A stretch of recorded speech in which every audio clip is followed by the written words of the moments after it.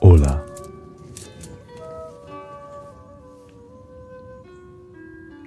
We got the Celtic vibe to begin with. Welcome, Christy.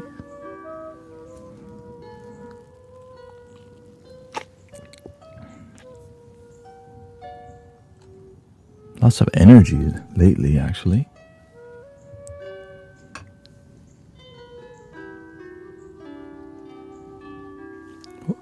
I saw. Welcome, Kefrenate.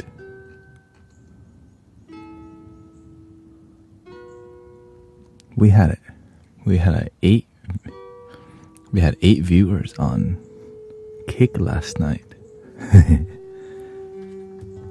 We're blowing up.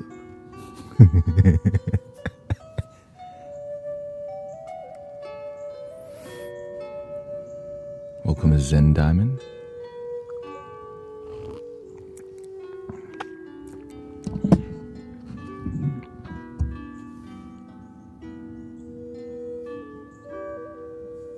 There's a record-breaking numbers.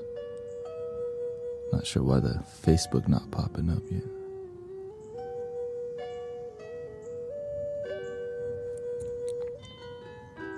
Not sure why Facebook not popping up yet. Stop. Activate source. Hare Krishna. I see what's happening recently. Anything that doesn't work is going to fade away.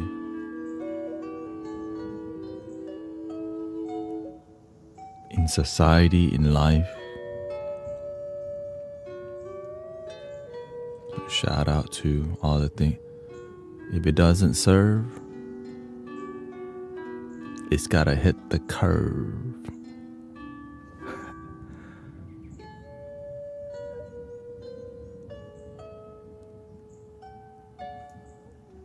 There you go.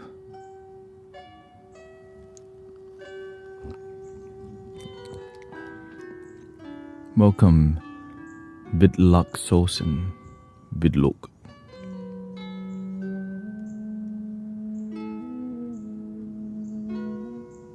It's helping with my panic attack. They call it what? The age of Aquarius. I just think that's just the nature of life. When something is disharmonious for humanity,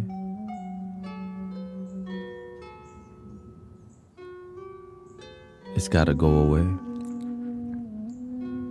But it doesn't matter what people's egos think, it's what's the truth. This latte. I grind the beans myself. Right? What was not harmonious for society? Atomic bomb.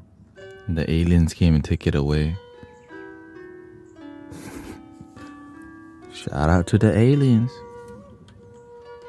Like, is y'all dropping more bombs? I'm like, no. The aliens be like, is y'all doing crazy stuff on Earth again? No. That's when everyone like, I totally agree that it's probably our future humans, future human beings coming like, y'all gotta stop being crazy, okay? Don't do that.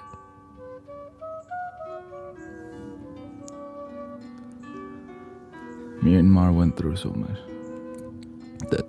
Let's be real. The last time I checked, the total amount of people passed away, 150 from a giant earthquake. More people die from drunk driving on a daily basis. Okay. It right? Just be good people. The universe protect you. It could be worse, but honestly, that's above average. Right? On planet Earth, you know how many people in one day, you know how many people pass away? Right?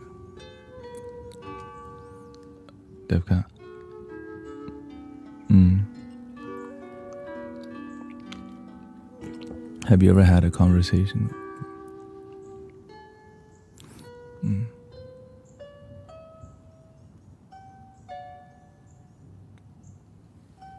Well, that sucks. 1,644.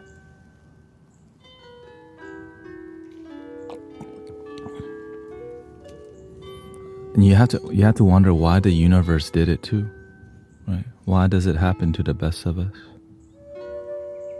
There's no accident on the planet. I mean, there is, but we have to be, it's sad. Prayers.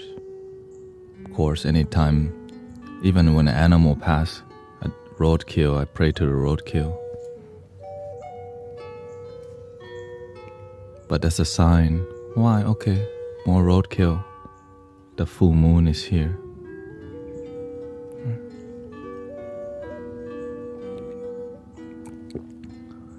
Not the gugui.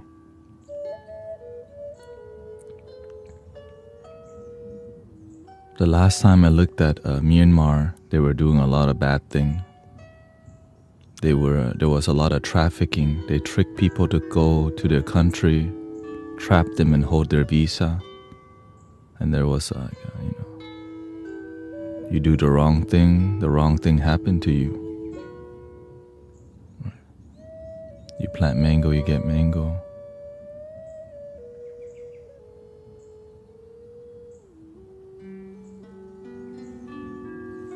Yeah, there was a dude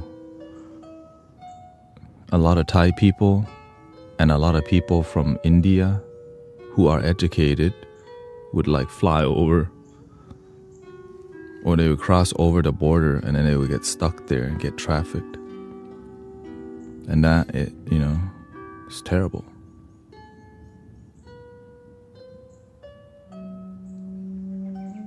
And the Golden Triangle, like Thailand, Laos, Cambodia, and then Myanmar, there was a lot of illegal activity in the border there. So I'm always looking at, do things really randomly just happen? Of course not.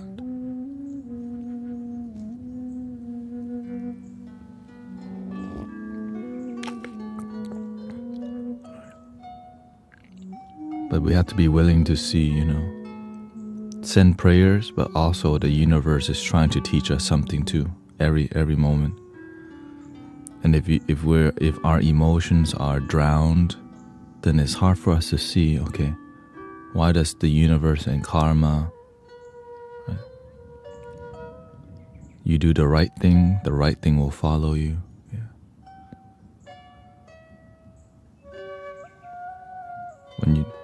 Well, why do you think? Remember that one time it flooded in Dubai?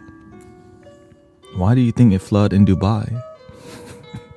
Right? How many cars got effed up, right? We don't even have, I think everyone knows at this point why. The uncomfortable thing, it's like, shh. But you can't hide from the universe.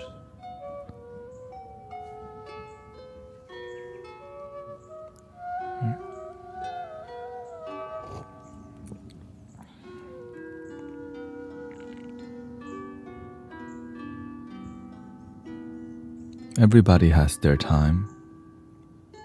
It flooded in Houston many times.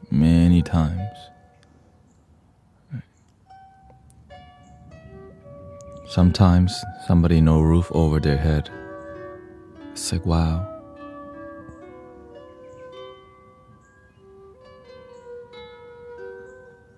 Other than send love to the innocent people, is there anything we can do?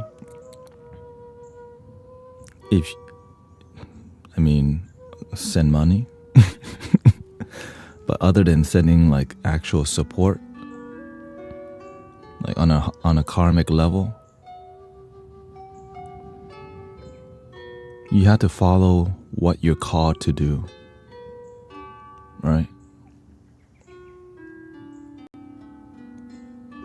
You have to follow what you're called to do.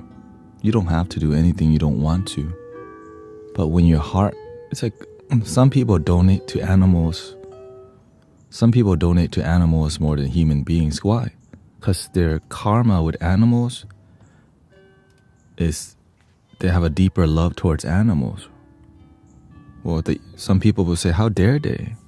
Well, because animals treat them better, so they invest more in the dodo and, animal shelter. There's nothing wrong with that. It's because their karma led them to, because the animals help soothe their soul. Right? Maybe I have more interest in Thailand than Myanmar. Why? Because I was born in Thailand. It's natural. Some of y'all are more. Your karma is more, connected to your country, your ancestors, your roots. But also, of course, when your heart, when you're more sensitive, when you have deeper compassion, you could pray for anybody and everybody, but you should pray authentically. Some people are like, let's just pray. It's great to pray for the whole planet. Right. Pray for the whole universe. But here's the secret. When you're doing your part in where you're at, you cover a certain region. Because the light workers, right? The light workers in the UK, y'all gotta do your part. One light worker is not supposed to cover the whole planet. A collective network of light workers supposed to do their work. But if there's no light worker in a certain area that's doing great work, the area is not going to be protected.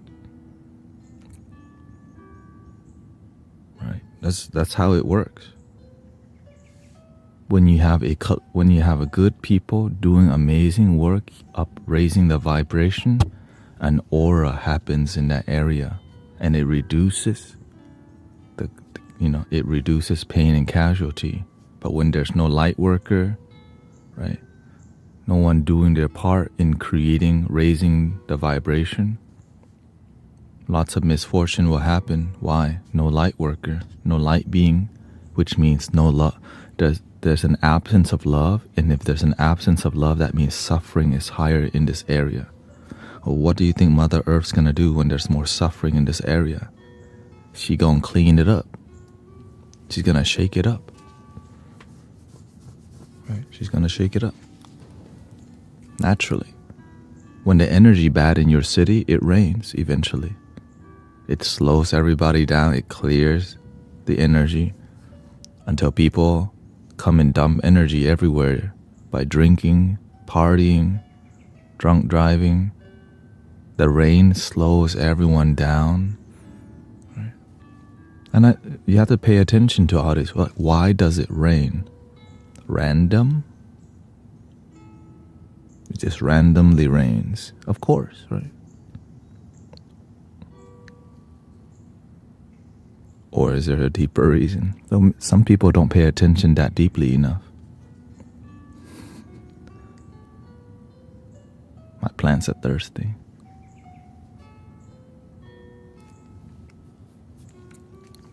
I thought it rains to provide the earth with water to replenish the soil. Of course. Anytime it rains, that happens. But but how do we know when it's gonna happen? We don't. Right. There's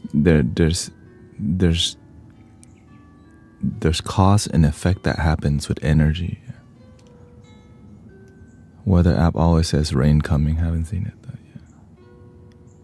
You can smell it too. Yeah.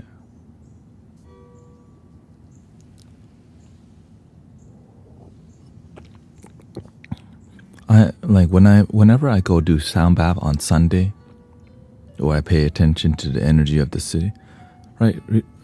Currently, my focus is less local energy, and I'm focusing more on the collective consciousness online. So I start to, you need light workers on the planet and also on the World Wide Web. So I'm covering what I can. I just do what I can. TikTok, sound healing, all this, right? Many people might not be open to what we're doing. But you don't need everybody. You just need enough people with an open heart to make sure the space is clean and clear. When the space is clean and clear and prepped, that's when the energy is good, and naturally people will come, right? Organically. People will arrive if the energy is good, because that's what we're looking for, good energy, right? And so if we just all do our part, wherever there's bodhisattvas, light workers, earth angel, good energy comes. But whenever there's an absence of light workers,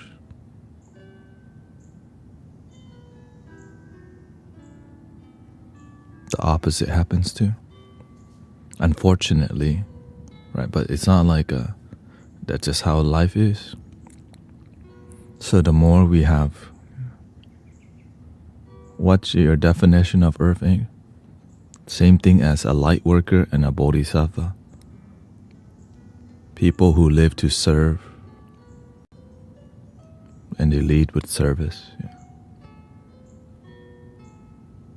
But before you can serve others, you gotta make sure that your karmic strings are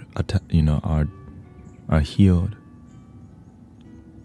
It means that if you still hate somebody, it's hard to heal somebody if you still hate. You still hate your ex, you still hold grudges. Right? That's why when I get on stream, I'm not thinking about, oh, God. I just show up with the best that I can, with a pure heart.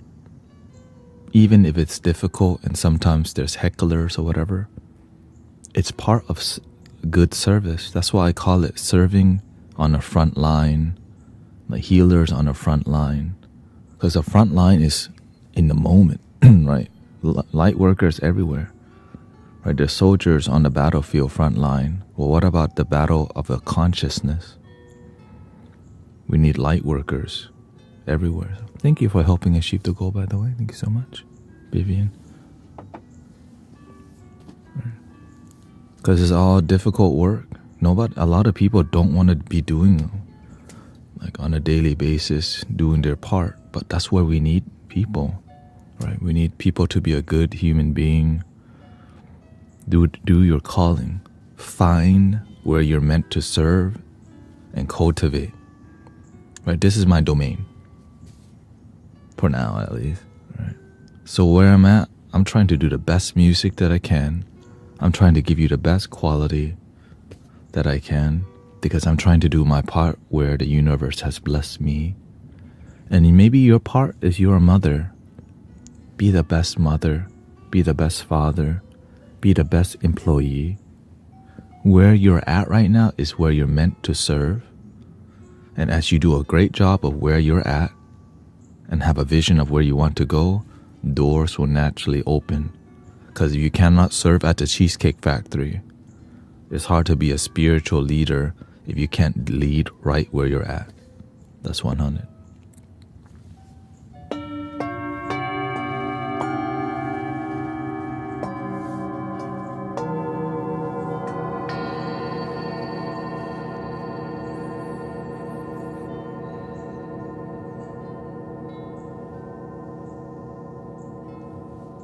The prayers to the people, what they say, 1,000 people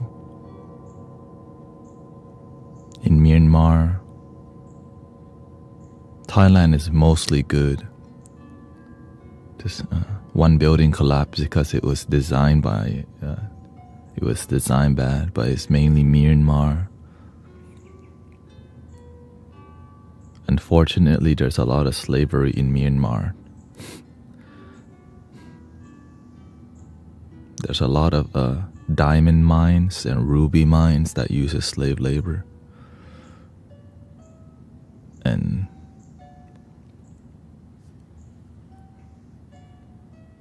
May those people be free. May the people who are hurt heal rapidly, and may the light shine on the dark.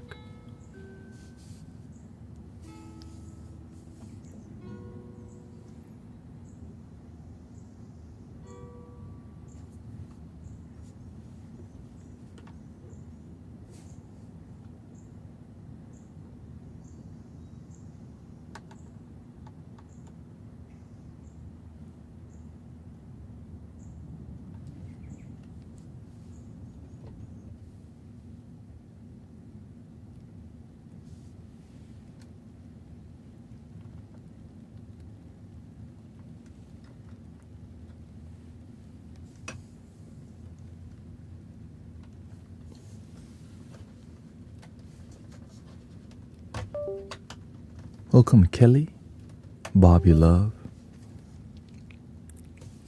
I just do the best I can. I got this far by trusting my heart and doing my best to stay grounded and being more practical. Right? All this thing I'm sharing with you is just sharing with you how the universe shows you different things and how can you be a beneficial presence instead of be the blame, be the complain, and be the fear. That's the one thing we never want to do is live with fear and lead with fear. We want to lead with wisdom, love, joy, and then operate from wisdom.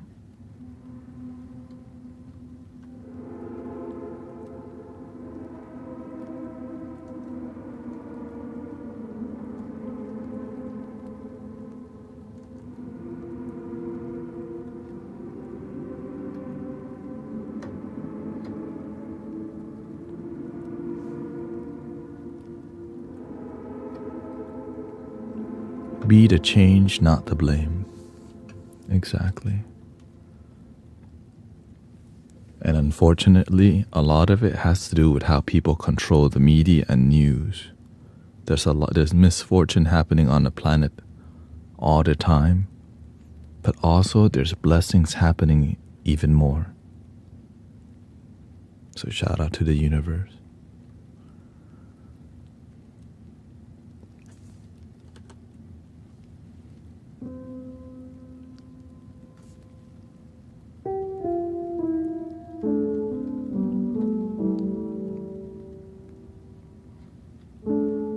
And our time will come too.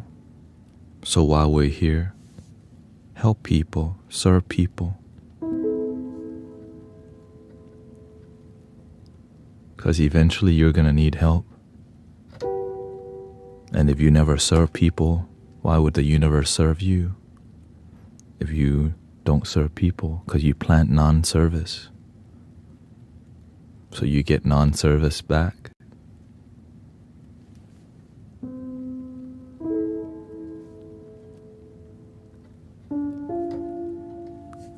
I know it's kind of like straightforward, but for some people they don't go, there's a limitation to how we serve.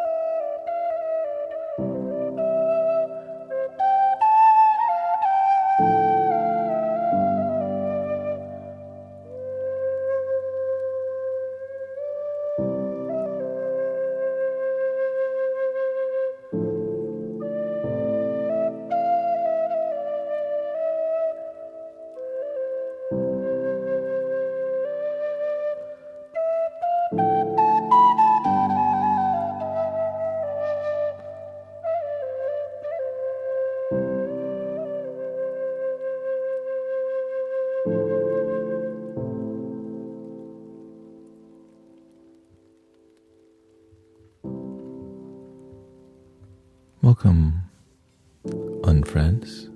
What's it like going to a Buddhist temple? I mean, it's like it depends on what temple. It's all different. It's like going, what's it like going to church? It's like, it's different for every church, right?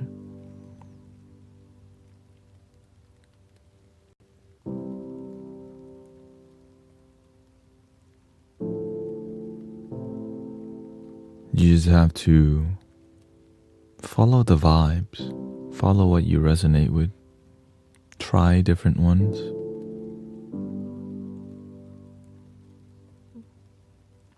If I was looking for a Buddhist temple to go to, I don't go looking for the temple. I would go looking for a great teacher, because a great teacher will have a great temple. But the truth is that if you just follow the vibe of the temple, you can tell, okay, the energy here is too good. Well, why? Right? You have to see that, like, light workers, like the real authentic people, is few.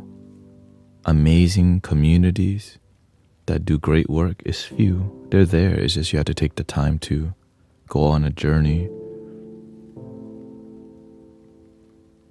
Go on a journey and look for quality community, quality people, the one that stand on business, the one that practice with result, practice what they preach.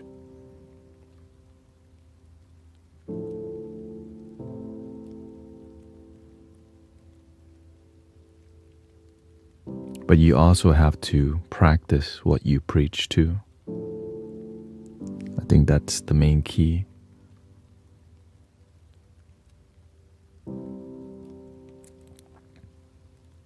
Practice what you preach.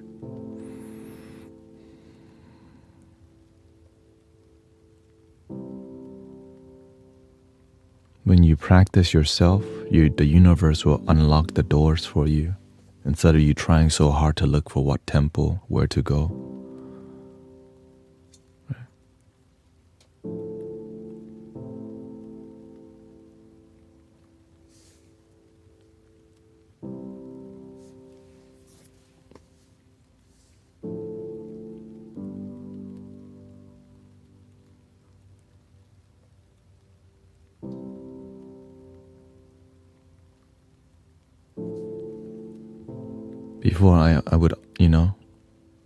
Before I would go looking for my community, but I couldn't find it, so I had to make it,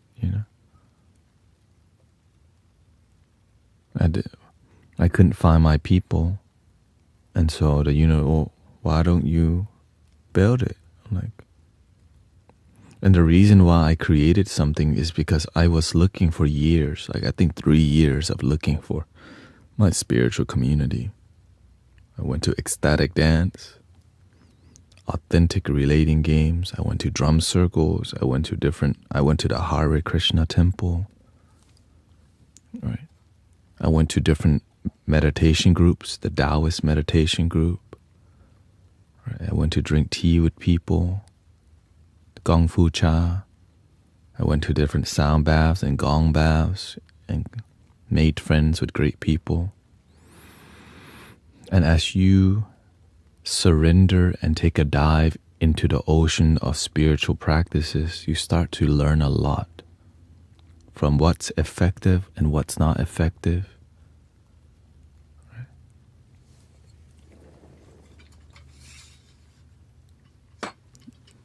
I didn't always look at it that way, at being effective. I just want to create things that I believed in. But sometimes the things we believe in aren't that effective, and that's hard to hear sometimes. That what you're doing in your life or what you practice, no results. Or else you would just be deeply happy with what you're doing. Because when you practice with result, you can help others have great result too.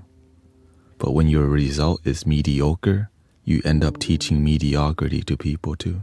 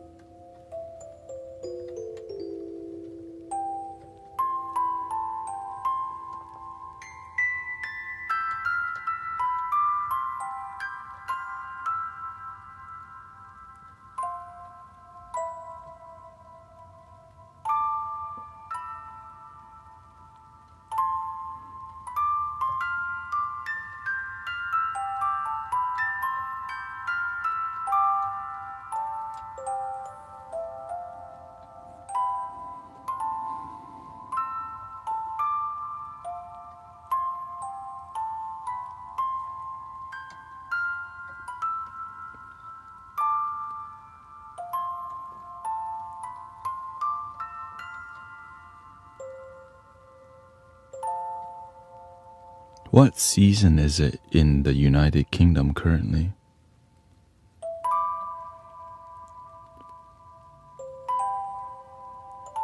Thank you to all the blessing, by the way.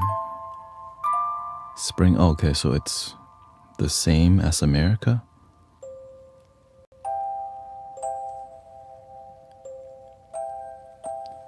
Hello, Anna colleague.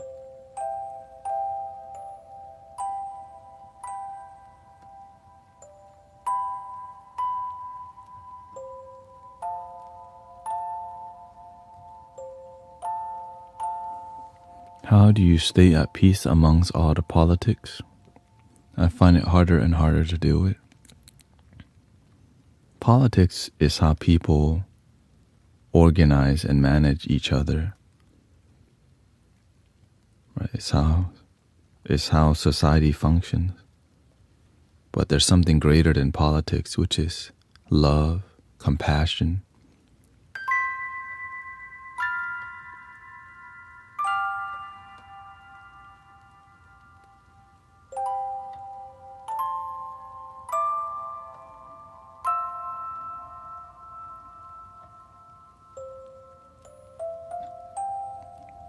I used to block out politics too, but the master told me, this is what affects human beings.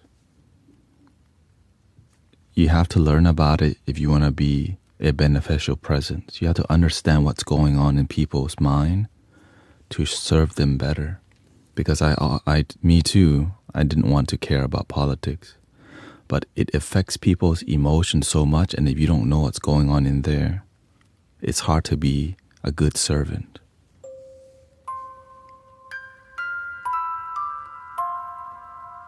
Yeah, I didn't want to look at it either, but I realized by learning about it, you get to show up and be a positive influence, help people calm down.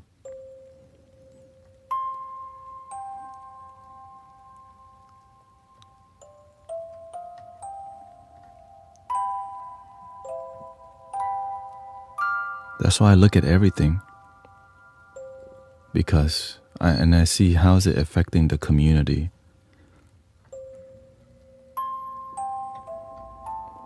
And to focus on the well-being of our brothers and sisters. If you're easily controlled by the phone and media, then you don't own yourself. You just get pissed off when they tell you to. Or you get happy when people cheer, but you don't learn to be independently happy on your own.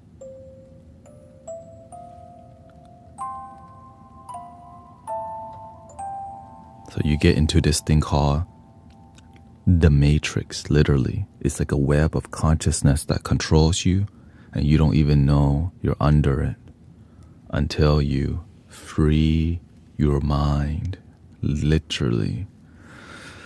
And to free your mind, you have to learn to observe where is your mind always giving attention. If you're always complaining, your life becomes that way. Negative. Well, why are we always complaining? That's a hard question to ask the ego. Why am I always complaining? It's a yucky, truthful question. Like, why am I always complaining about stuff?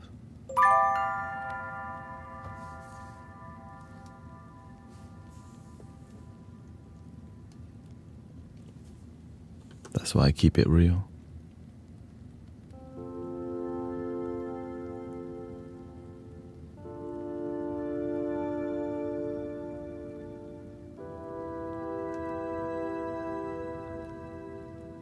Be the change. Be the grassroots. If you do the right thing will follow you. If you do great work, right? Me, I take care of the people around me and the people who I can come in contact with, which is HTX meditation. Right? So the people on the platforms, yeah, exactly. So everything on the screen that you see, it's every chat, every social media combined. Yeah.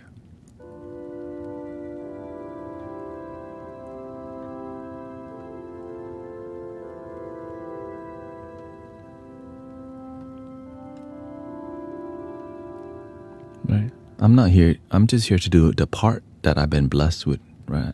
I've been blessed with here, and then Houston, Texas, HTX meditation, and I cover this area the best that I can, right? Because one person's going to interact with at least 20, 30, 50 people. And if you help 200 people feel peaceful, and then those 200 people go interact with another 50, and it's a peaceful one, it spreads pretty rapidly, right? So when 500 people are here peacefully, they're going to go interact with 50 people peacefully. You see how it works, brothers, sisters?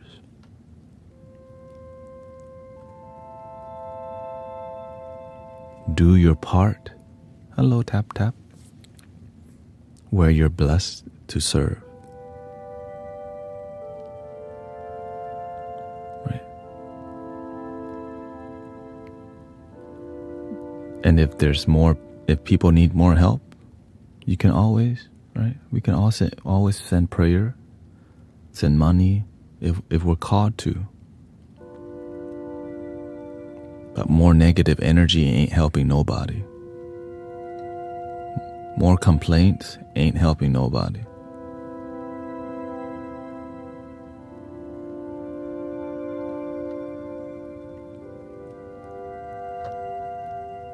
But action actually helps.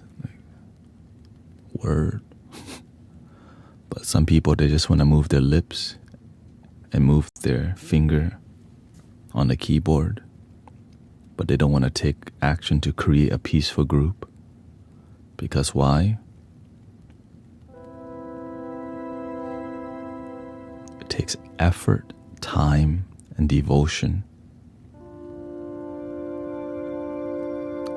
And a lot of the times, those causes are not profitable.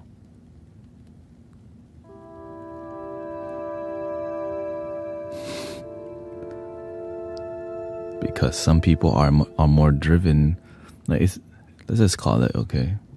It's laziness. You don't want to do your work, but you'll complain about everyone else trying to do their work. It is what it is. The people complaining the most are the ones also mostly not doing nothing either. That's why I stay away from the people who be complaining all day. Because if they're complaining all day, that means they're not doing nothing.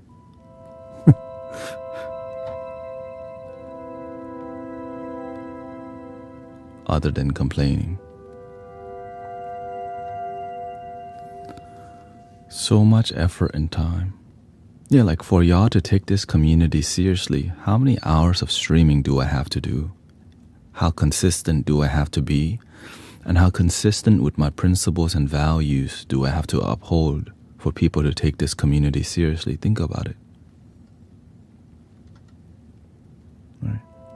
But many people aren't willing to do this kind of work or something similar. But the ones that do, thank you.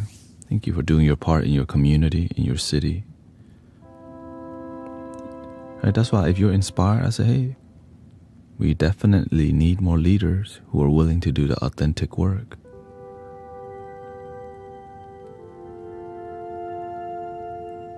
The springtime, this is the time to channel the energy. Right, Kamehame. Peace, love, joy, meditation. And have fun with it. You know, sometimes it could be so serious. That's why I'm like this. You know, let's just be honest. That's what old people be doing. All serious with spirituality and religiosity all the time. That's why nobody want it as much. That's the truth. Oh, but we need some fresh energy that's like, what, can we stop being so damn serious all the time and make an impact? Yes, we can.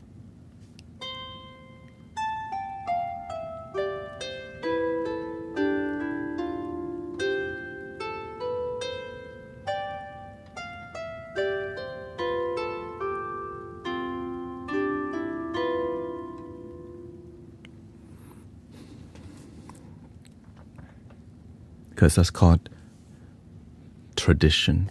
Tradition works, but it can be so rigid.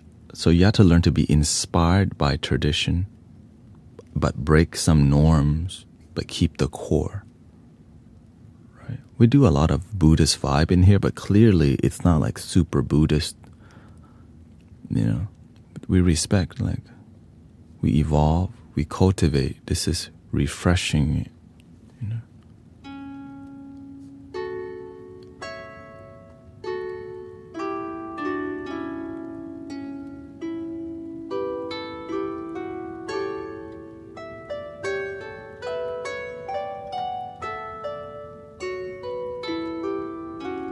I see the baton being passed from old generation right now. Right? The people doing Reiki, a lot of monks, they're passing the baton, the light worker generation is passing on.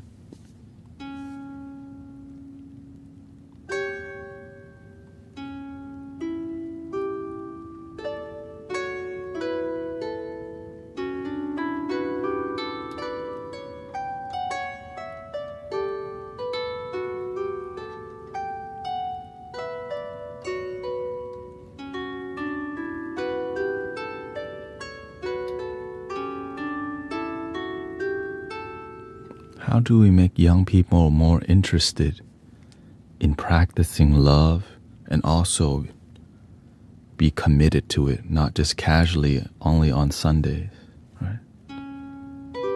How can we inspire each other to stay devoted on a daily basis if they don't want to be religious?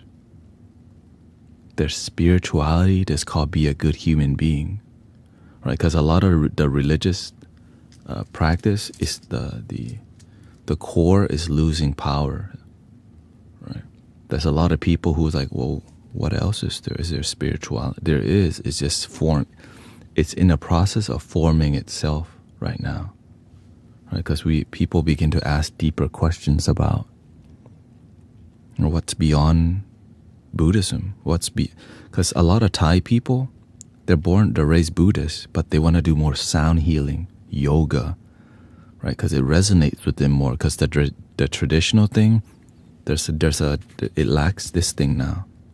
There's a lot of traditional people who just does routine and it's missing the heart, and that's why the young people, may not be inspired to go to the temple and church as much. They'll go because tradition taught them to go to church and temple, but they're not consistent with it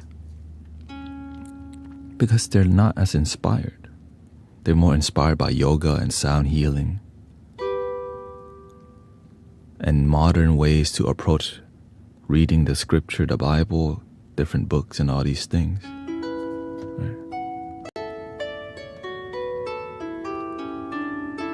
And different forms of meditation and having results from the practice rather than reading some books and your life doesn't have great result. Just little result isn't that inspiring. But when you start to practice with great result, now everyone's inspired. And then when you start having miracles, everyone's inspired, right?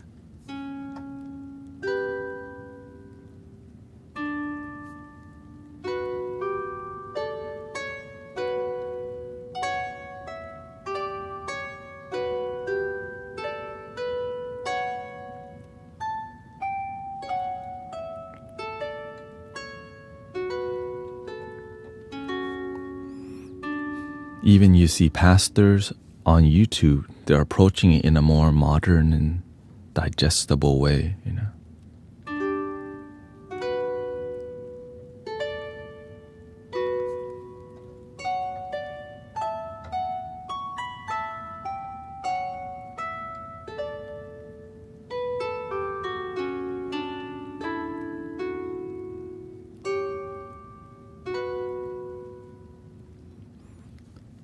The thing is that I believe people just need things to make sense to them, right? Like, that makes sense. Instead of just being told what to think and feel, we want to be able to to conceptualize and understand something and slowly cultivate that.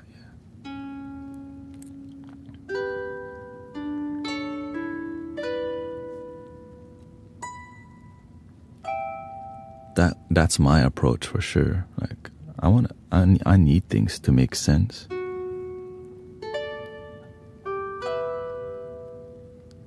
Because if you can't explain it, then it means you don't really know it well enough to inspire people. So that's why I follow teachers who are good at articulating, like Wayne Dyer, the master is very good at it.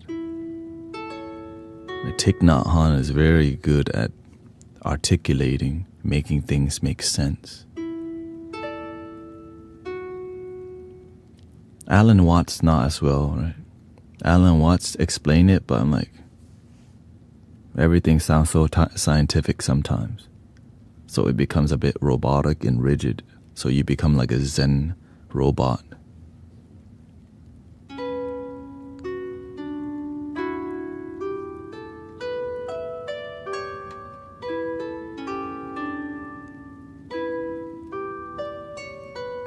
That's why a lot of the Zen teachings have a lot of like violence, because it's more about the story, like, whoa, right? It's the real violence is more something in your head, the illusions. So negativity is actually a way to get attention, to focus, because it works. That's why if you read a lot of Zen stories, like a Zen student, Bodhidharma student, Weka, whatever, would cut his arm off, whatever, right? But that's just a teaching of like cutting your senses off or your ego off to devote yourself to being present. You have to cut your ego. But they'll say things like that to inspire people. Like, whoa, that's a story, right? Because back then they don't have TV, but you can write stories.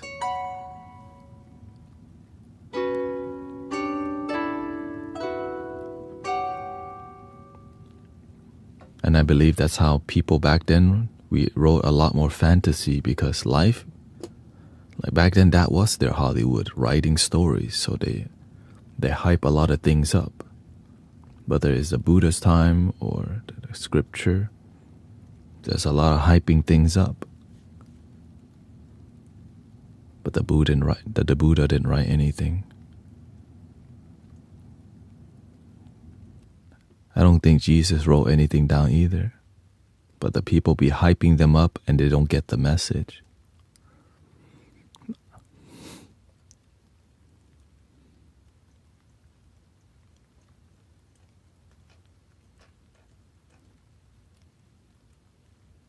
Why did it hype them up?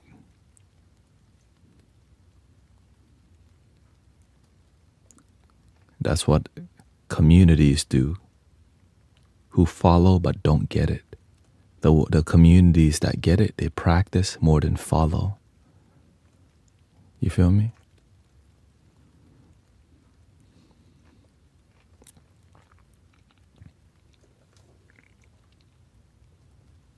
A lot of people follow the Buddha, follow Jesus, but don't practice what they teach.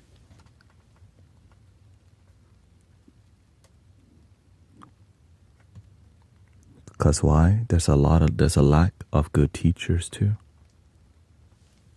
Because they don't get it either, so they just continue teaching what they don't get. But the teachers who get it, there's great result in community.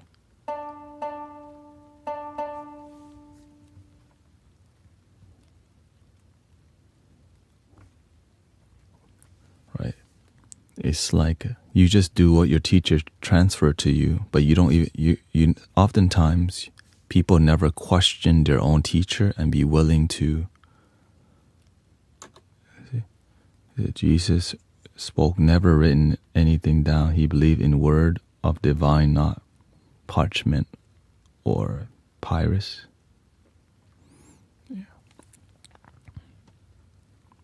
Yeah, when the master said Buddhism died in the 5th century, it's because they turned it into writing and made establishment, and people followed. I identify with this group. That's when it became politic instead of practice. I politic with love and compassion, but I don't practice. And it's still happening today.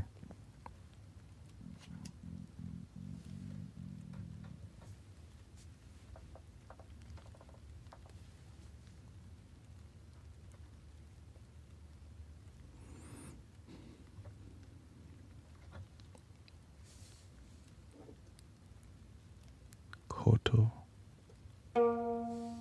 I practice what you teach, I listen, but people can be so bad to humble people. People can be so bad. Well, what do you think I do here on a daily basis? People are not kind to me every day, all the time. There's some people, I don't teach the people who I want to teach. I help people who the universe bring to me. That's a big difference. I don't go out looking to convert. I don't go out looking to preach at people, or they call it proselytize, right? But when you do a good job, your energy is good, people come to you, people listen to you. And as you become a brighter lighthouse, when the lighthouse shine, people come to you because your vibe is good, your energy is good.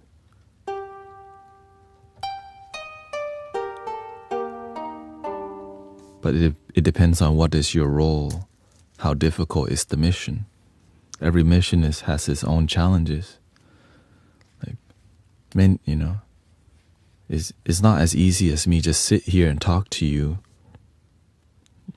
Right? You have to read the energy. You have to see what's serving humanity, what the issue is, what's going on in politics, what's going on in Myanmar, what's going on. Was there a cyclone in Australia? People come to you and tell you things, and you have to see to be centered and not reactive, and don't respond with fear. That's the number one thing that's used to control the ego, is fear. And we're not going to operate on fear.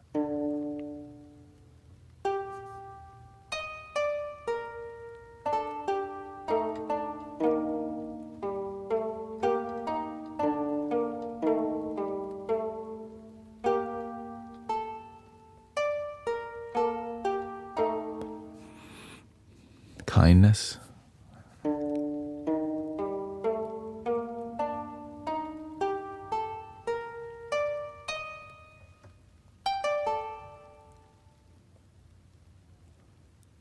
Yeshua and me had a shah. To me, the past is, we can learn from the past, but if we understand the past, then we can change the present, and the future will be upon, right, how we operate.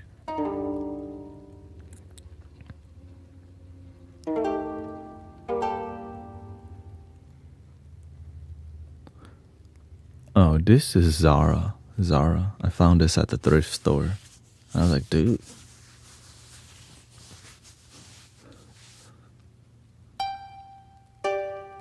And I like it because it's zen. Right? Like, it looks minimalist. That's the best part.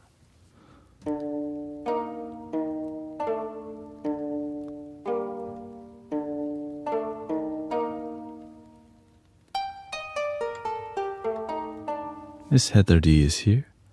Is it Mickey Mouse? Yeah. Mickey Mouse. Honestly, it's more about the design for me than Mickey Mouse. I don't even care about Mickey Mouse, let's be honest.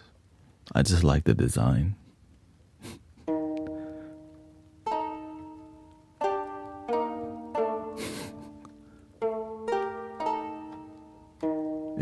It's the feel. I feel there's like it's the modern, it's minimalist, modern zen.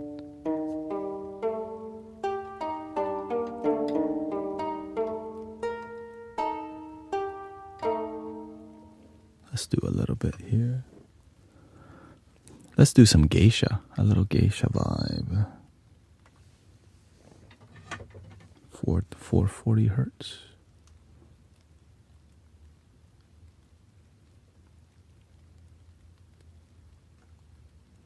Many possible interpretations of the design, yeah. Exactly. Some people love Mickey Mouse. I just love my damn self. Because the flute is 440 hertz.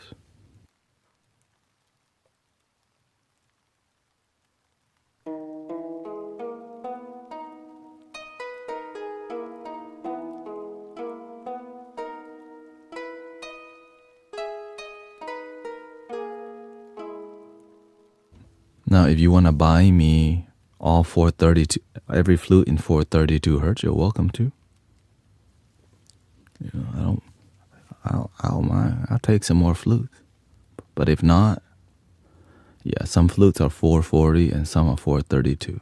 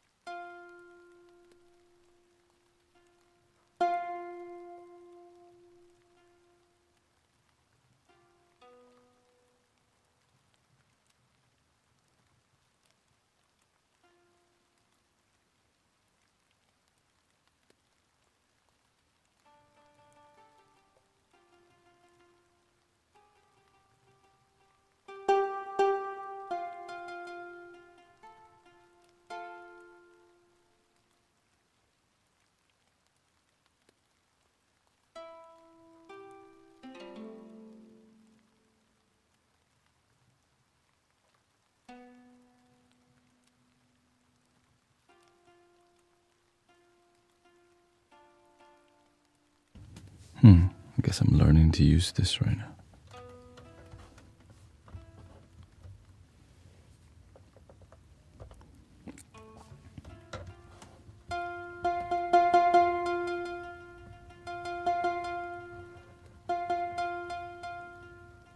I guess that's more useful actually.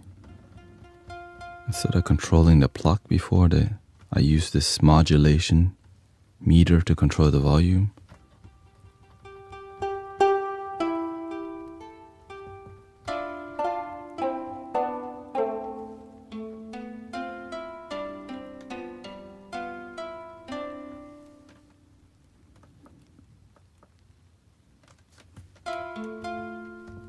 Because before it used to do the plucking effect, but I'm not sure how to.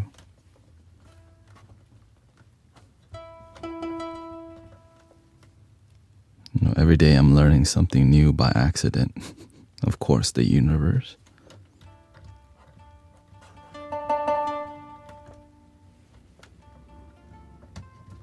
That's why I'm like, what happened to the volume?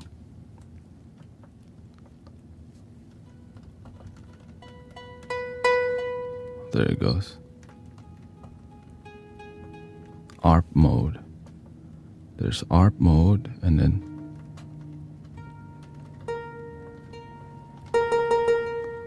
oh, okay. I can control the ARP mode.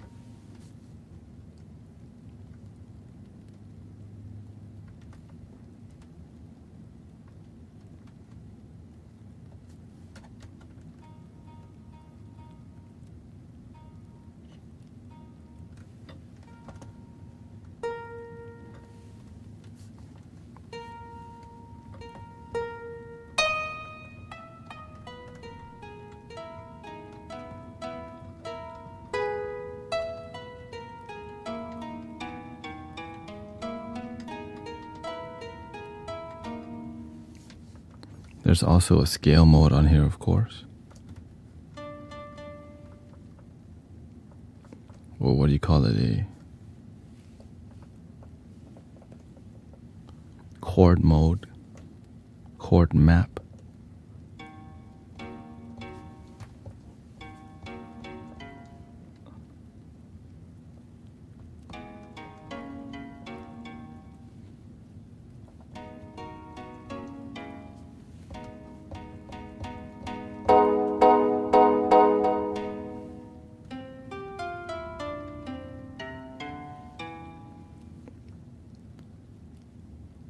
All right, let's stick to the Hira Joshi.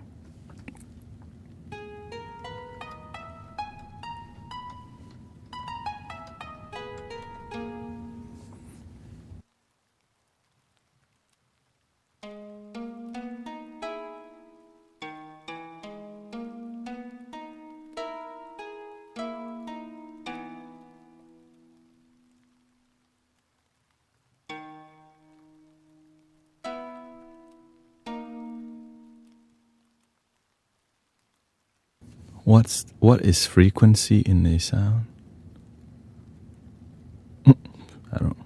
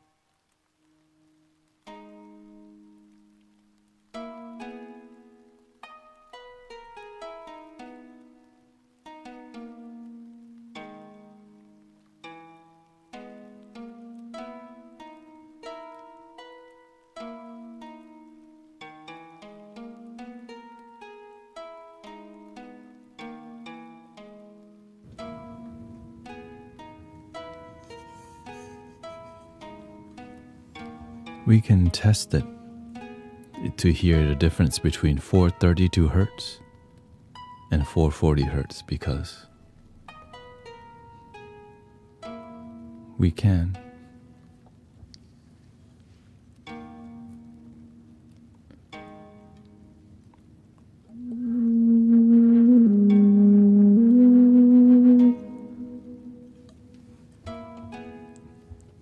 The secret is not how it sounds different. That's the crazy part. It's you can feel the difference more than hear the difference. So if you feel and hear, there's a difference. But if you just listen to it, it's kind of like, right? But when you feel it, but at the end of the day, make music with love.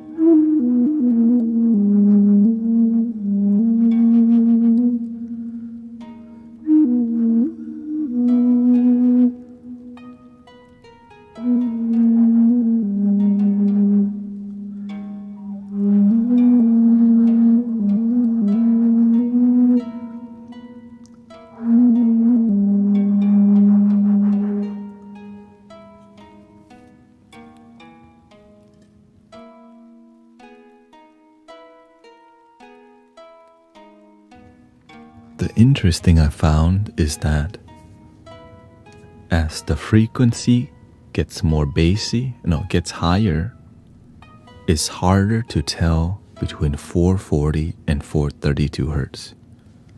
But when the frequency is on a lower or more bassy, it's it's easier to hear the difference between 440 and 432, right? Because we can demonstrate it on screen right now, actually.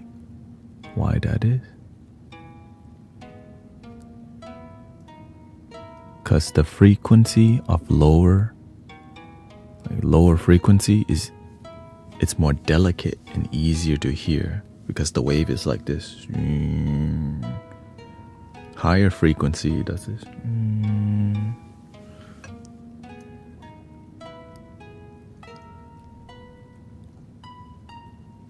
Right. So here's an example. I know we're getting so...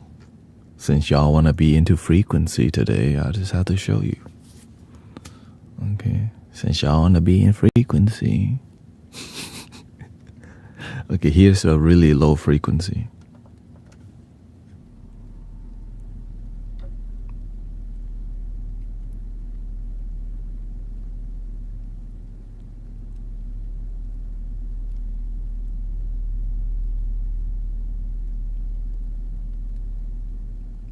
There's less to process.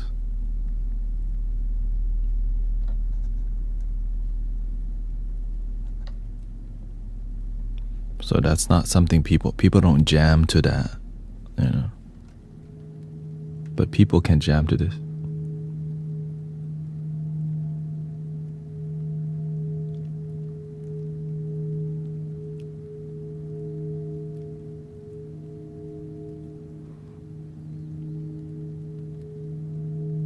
And this is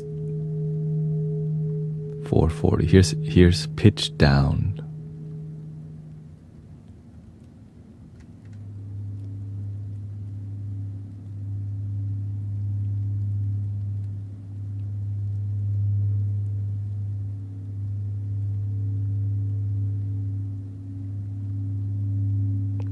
.32 generally.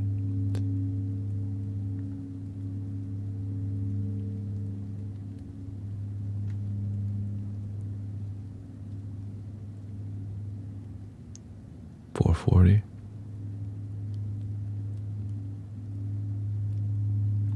Let's switch to something that may be easier to hear.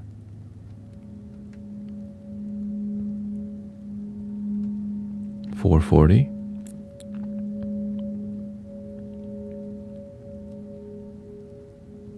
Let me bump up the volume.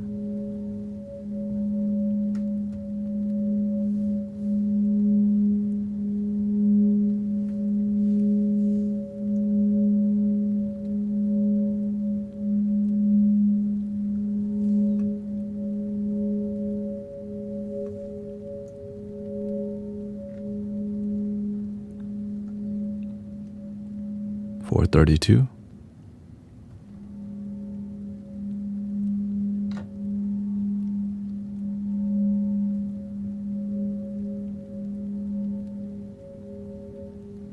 The feeling is more in body. The 440 is like above here.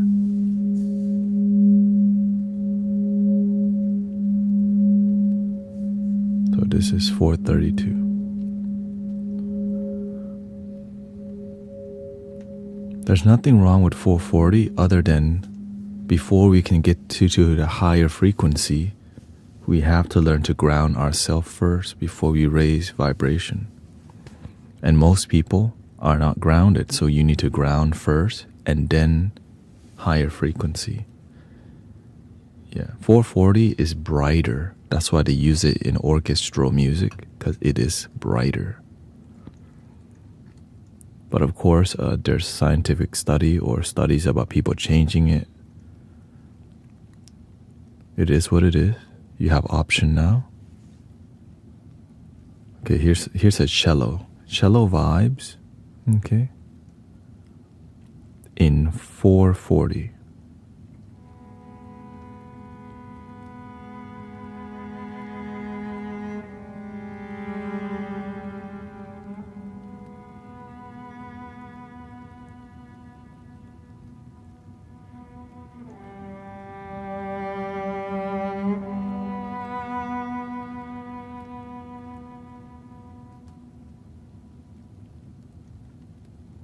One more time, 440.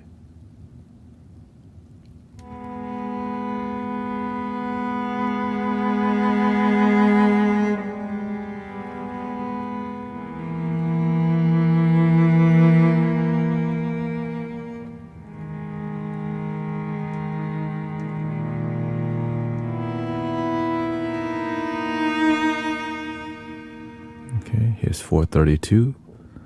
It cannot be accurately represented digitally.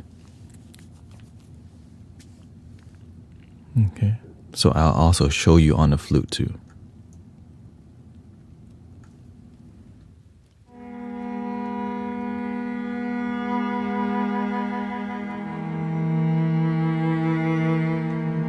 This is 432. Generally.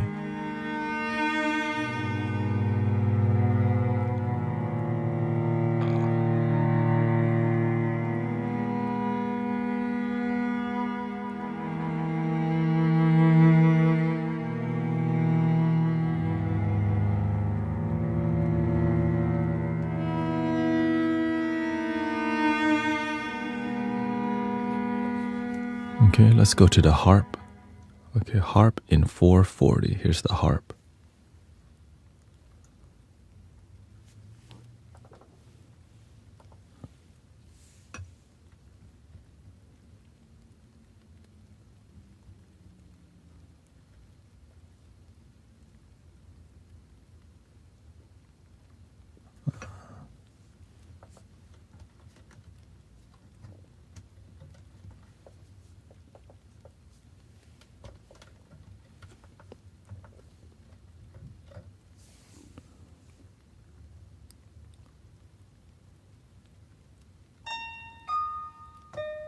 There we go.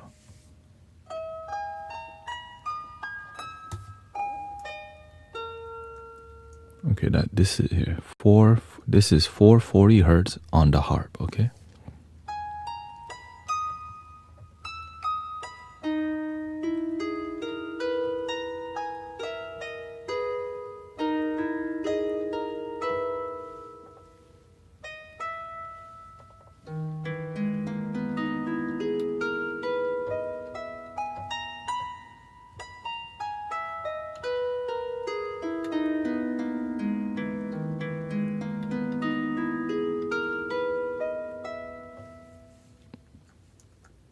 Pitch down.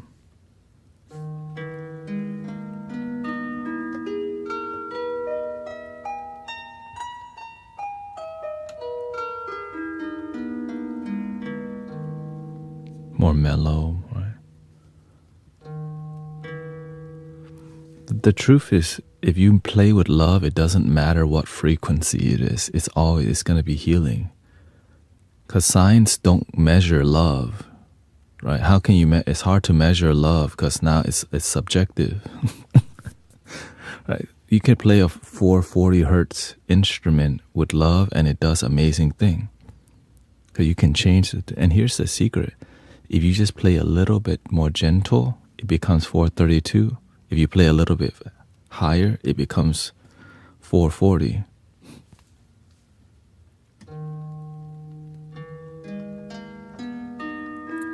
But if all the things align, you do. No. If you play 432 hertz instrument with the ego, it doesn't do the same thing either. Because there's no emotional love. That's the thing people don't talk about. Because why? They study sound healing, they study frequency, but they don't use it to heal.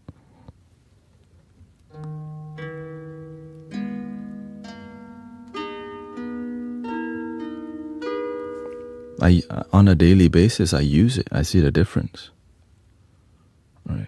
It's the main part is you need love. You can label 432 hertz healing frequency. You can label 440 healing too. But if you don't do it from your heart, right? There's no heart involved. The healing comes from love.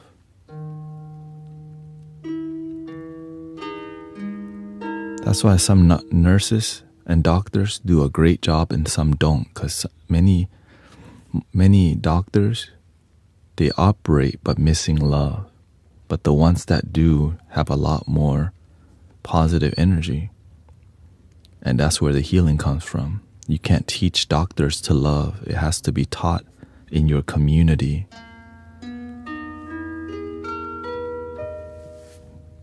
You see, that's the dirty work people don't want to do.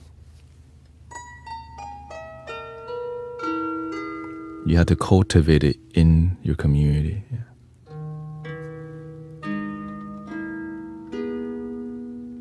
So grateful for communities that create great nurses and great doctors and great healers and great people, rather than get job that makes money and people's life on the line.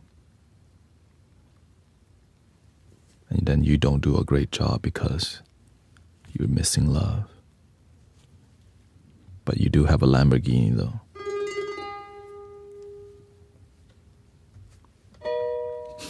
Who?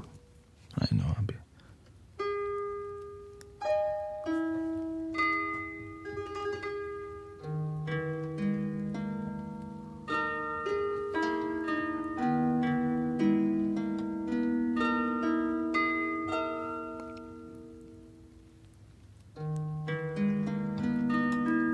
Healthcare is yeah, for sure. I know. The thing is, I have a lot of nurse friends who tell me how crappy their coworkers are, and then their patient complains to the good nurses about how bad the other nurses are. I know, it's crazy. Especially with home health. Like when you're a nurse at somebody's house, and that person's always there, they're more sensitive because that's their domain, that's their temple.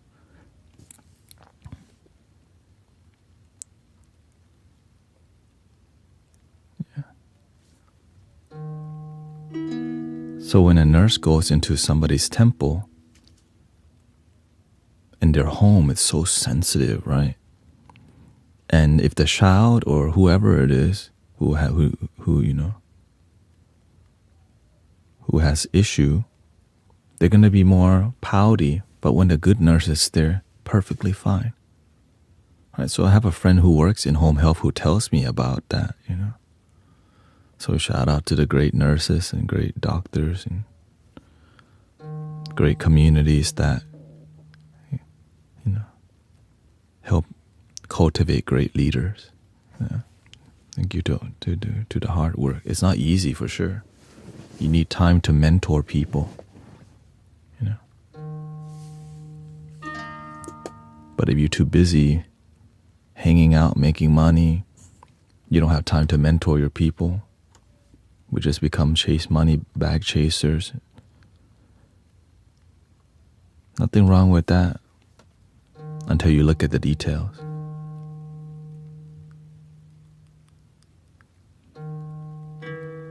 I ain't do nothing on my ball, 'cause I'm a duffel bag boy.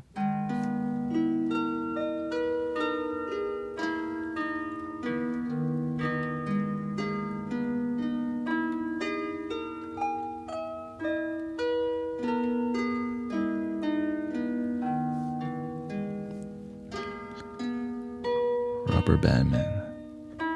100. Hustling, every day I'm hustling.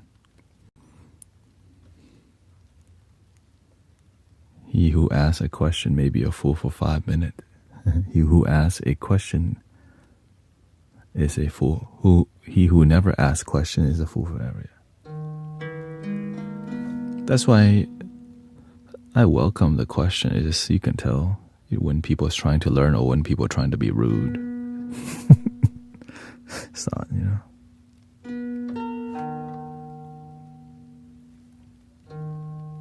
And usually everyone look for my response from the rude people right away. It's like, Jerry.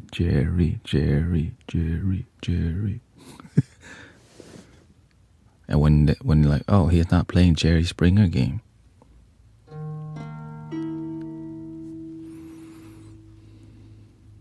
And they're like, right, and people are like, what is he gonna say?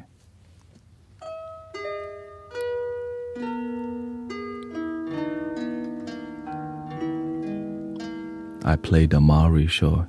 You don't love your damn self. Goodbye.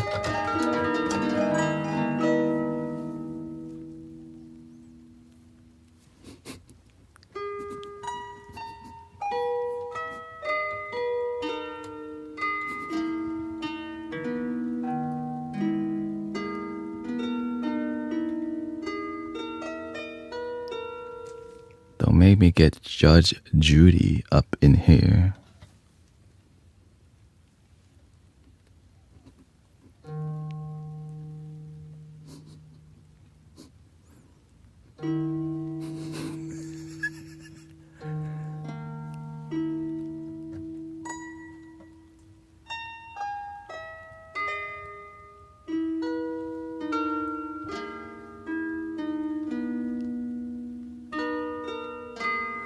We're doing storytelling with the harp, I guess.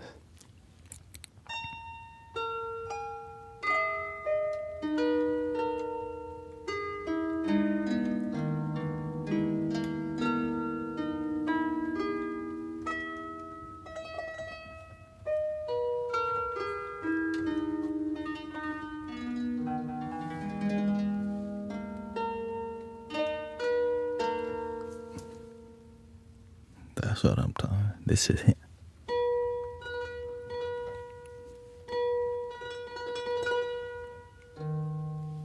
Played my flute outside in my walk and got sunburned. Yay! I got sunshine and I burned my skin. Thank you for being AC. Yeah. Hey, shout out to all the nurse techs.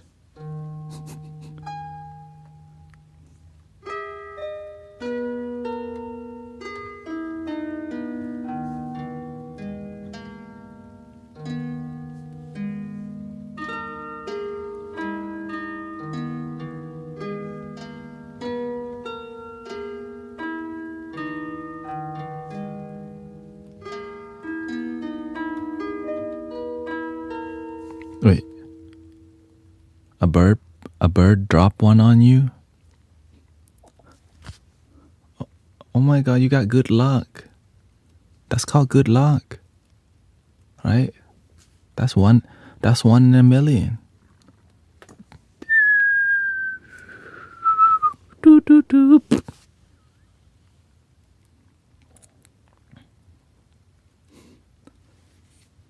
Then you got cleansing from the sky.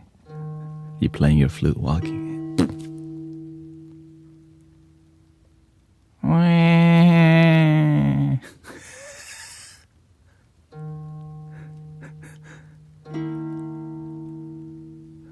Oh, you were sitting. Did you see the bird or did it just drop from the sky?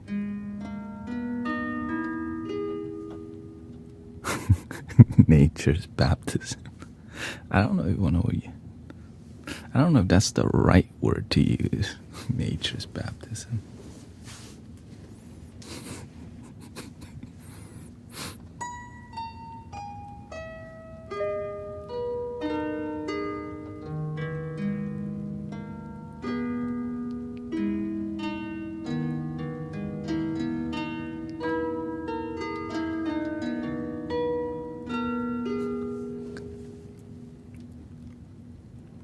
Oh, you notice? Oh, that's okay. If you didn't notice, that's an archangel making a quick drop. Here, a little blessing.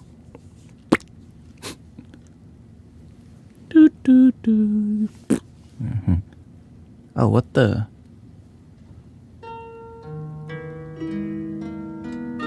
That's probably your ancestor. Let it go. That's your ancestor. Hey, whatever it is, just let it go.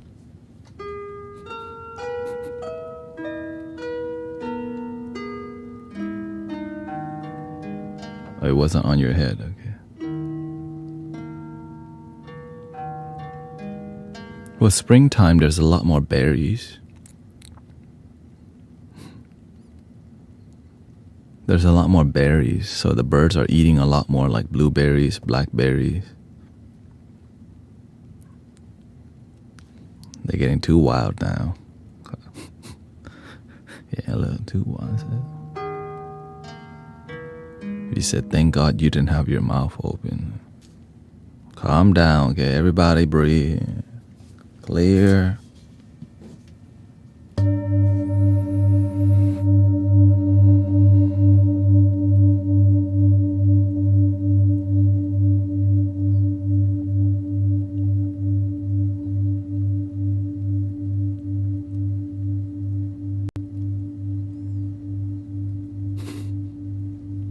You don't need to get too graphic.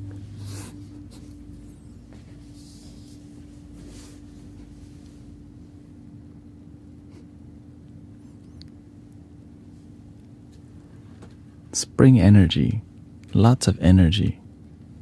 How about, okay, now we're gonna, so y'all can hear the difference between four, here's more vibration, 440 and 432. Okay, so you can have a clear understanding. Okay, right now we're currently on, let's start with 432 first this time. Okay, this is 432. Let's do A. Okay, A major.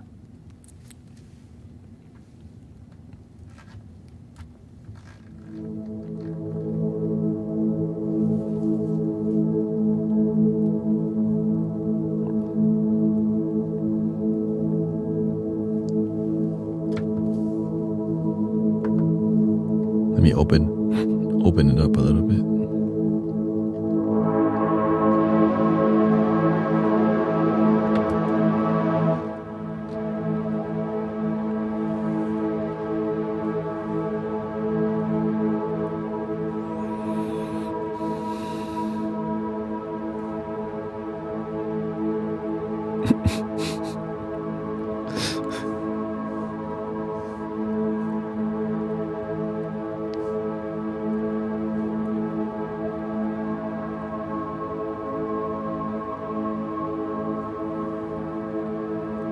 I'm doing good, thank you. Everything's changing.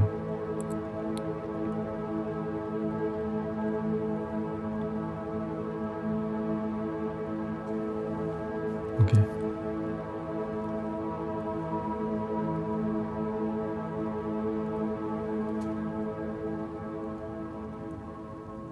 Seasons changing. Okay, the 440 now. Because if I change it during the middle of the song, you can hear the difference clearly. Here we go.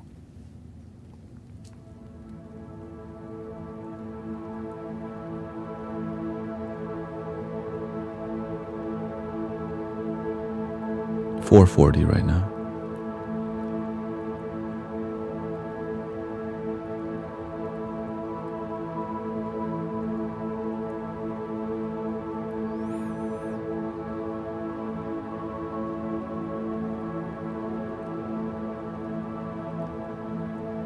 Been having a bad case of vertigo.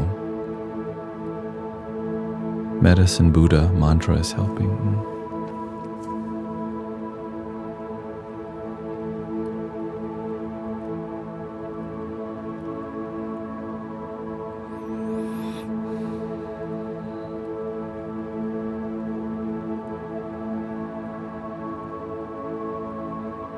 Okay.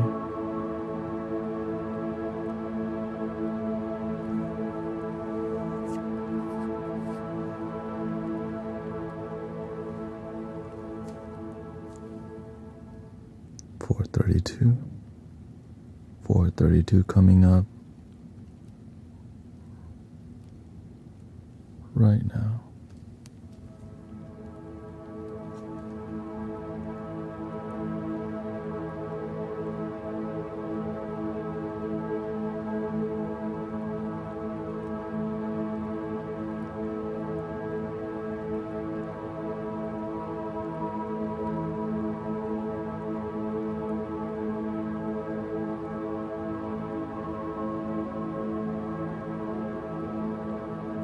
Thank you, Bella, by the way. Thank you.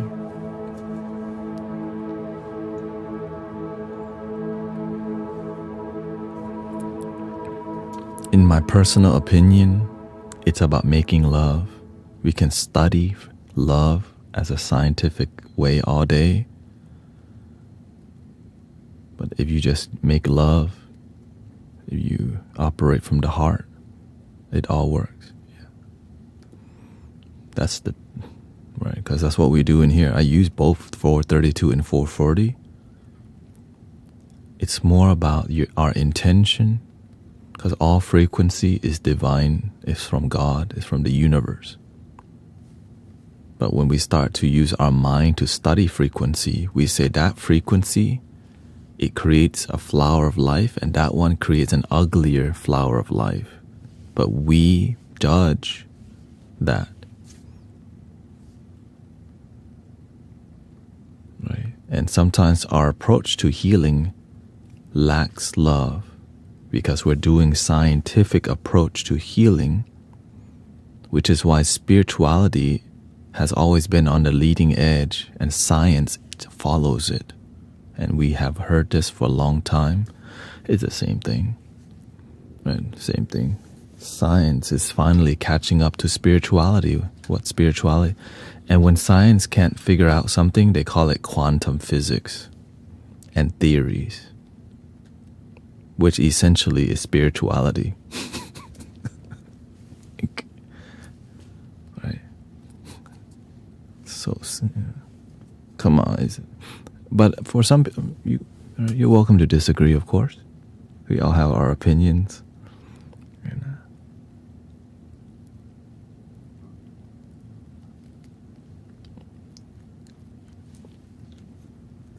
Love your damn self.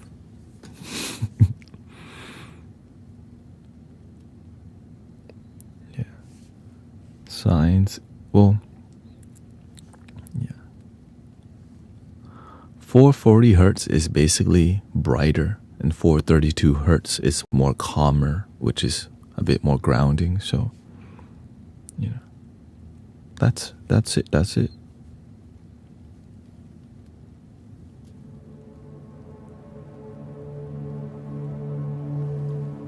So there's two, let's see, what's the best flutes to compare? What's the best flute to compare that is?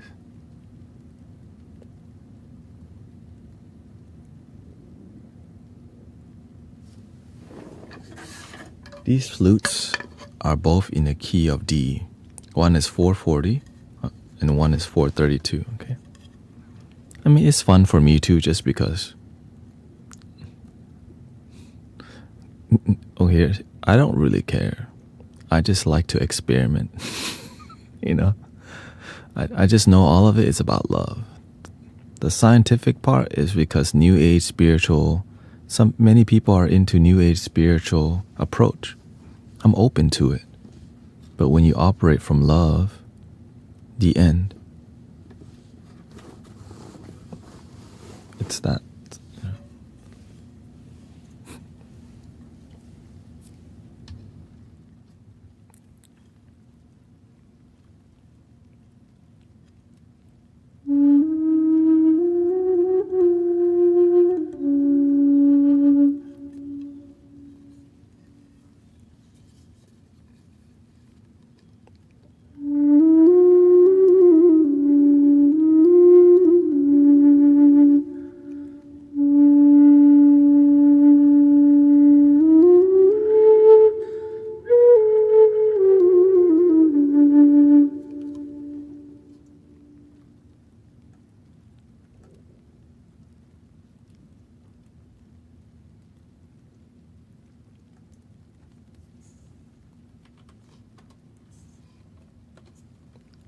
Here's 432.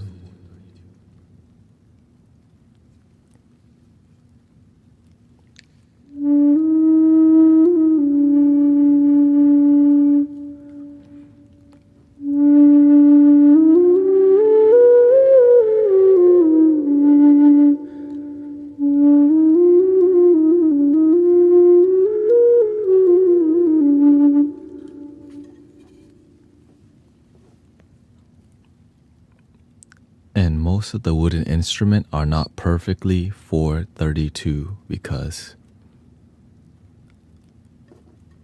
I don't have expensive instruments.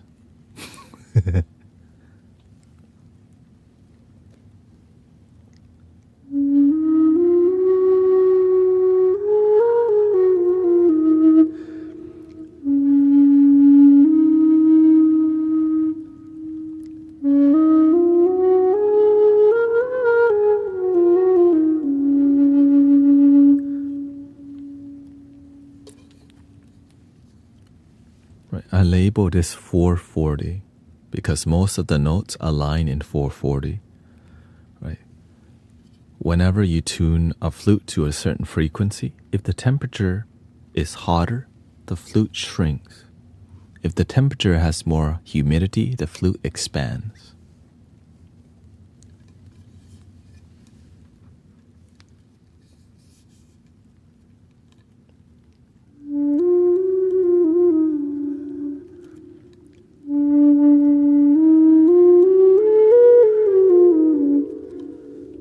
As you can see, the reason I labeled this 440 because most of the notes are not in the center. So the tuner right now is tuned to 432, and the flute is not aligning towards the center, which is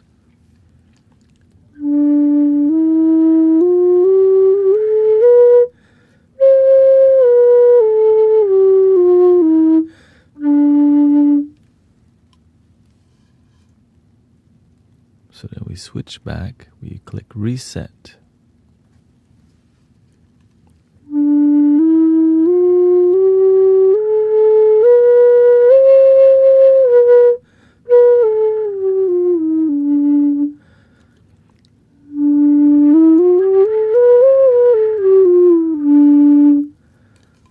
On both sides. When most of it's leaning towards one side, right, that means it's kind of is out of the main tuning.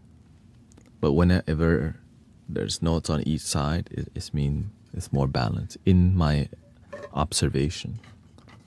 I label this as 440.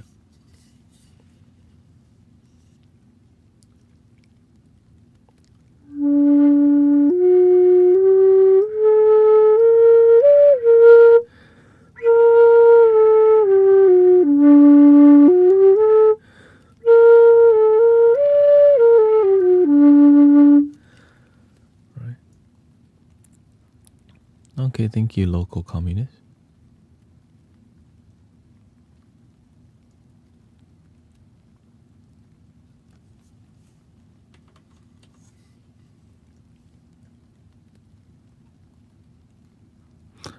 I don't know what the graphs mean. Do you try to play the whole octave?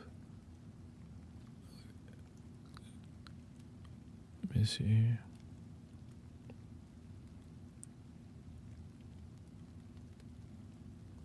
Here's the whole chart.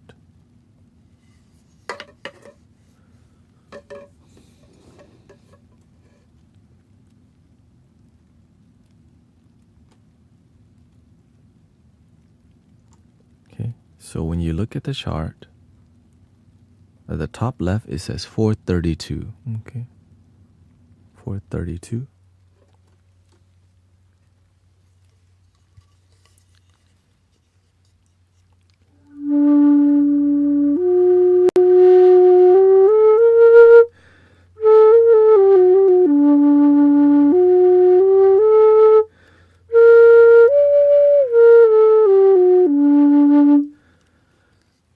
Sometimes when the flute is more dry, the tuning becomes more 432, and sometimes it becomes 440.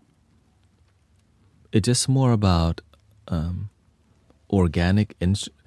I understand now why most of the modern instruments are, like a lot of it's metallic and hard wood, because really hard wood does not expand or shrink very much. Right.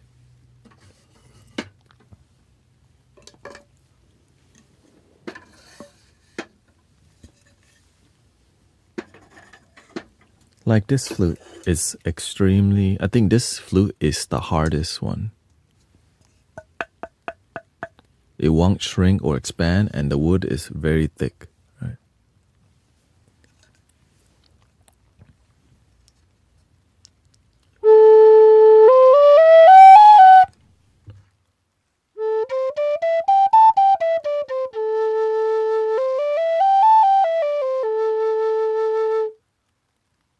Okay. Shift down to 440.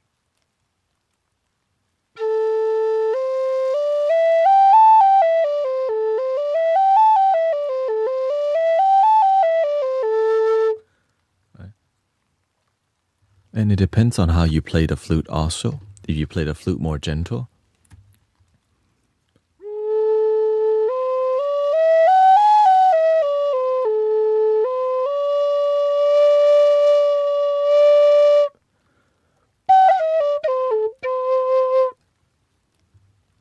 but if you play from your heart and you make the flute more dynamic sounding, right? When you're making love with the flute, you hit the frequency is just gonna be higher and lower. It's everywhere.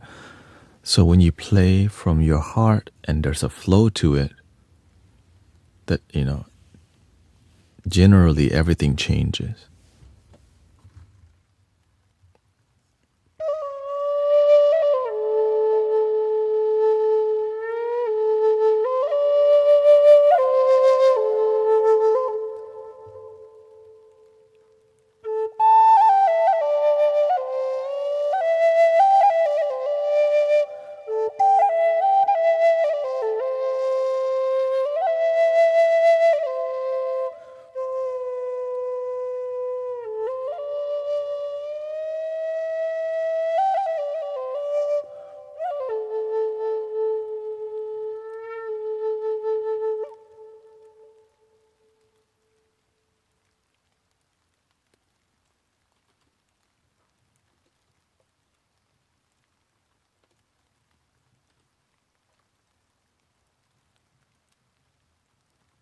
.432 tuning.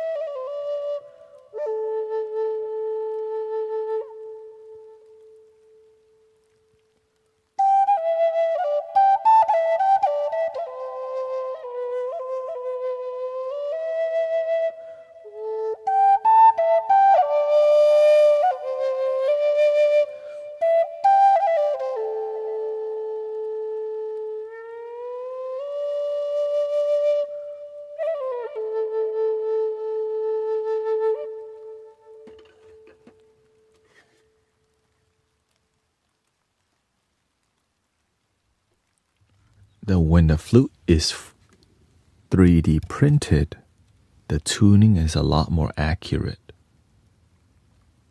Which is why I believe the future of a lot of these the Native American flute, people are going to start experimenting with higher quality 3D printed Native American flutes, because you can accurately print like 432 hertz and all these things that are really dialed in. Like, for example, it's on, we're at we'll go back to, we'll reset it. Okay, right, so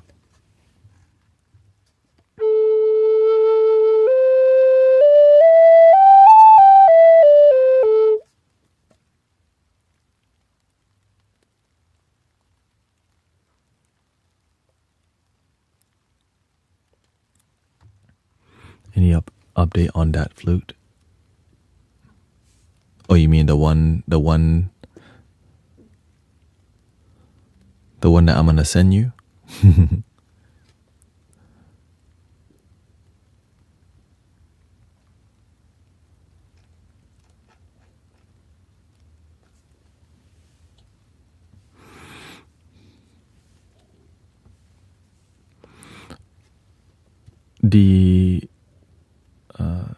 The maker has not. I think he's still on vacation. I think he went on like a 1 month vacation to Japan or whatever. So no, he didn't respond yet. But yeah, I'll let you know. I already sent Brother Arrow Eyes the flute, and since you're in Germany, right? I think it's a lot. Germany is not too far from the UK, right?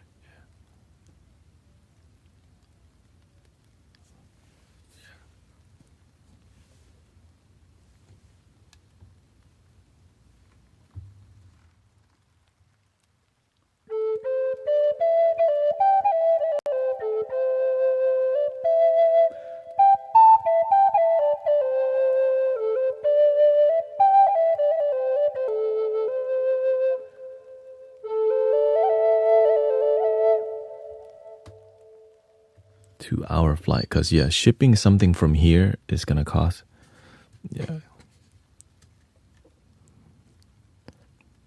Eventually my goal is to send, I focus on, I just slowly send all the sound healers and and just decide. Really, my goal is to support the people who've been consistent and either send some prayer wheels or flutes to people. And Brother Reza said he's going to give me like 35% or is it 30% off or something like that. So instead of me having to ship a flute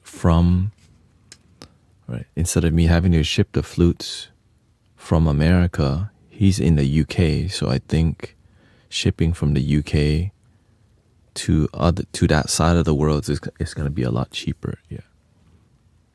So, yeah. And of course,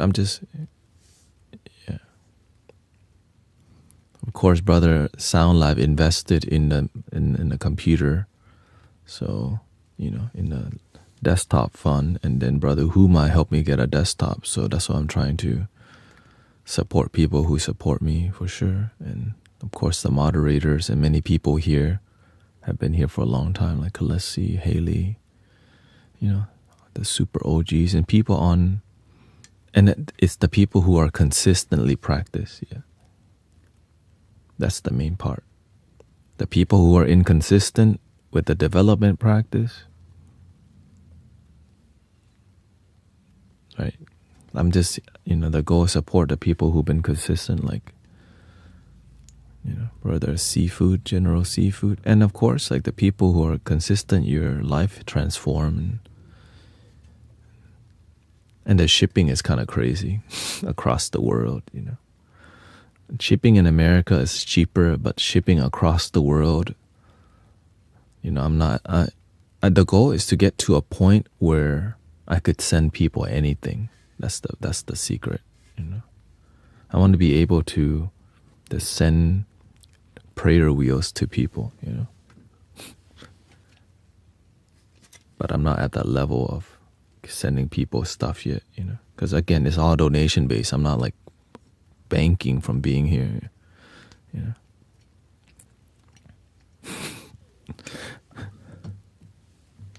It's just I'm building myself as we go, and I just send people stuff I have, and we have like some funds to send to some people, and I think it would be like we'll see.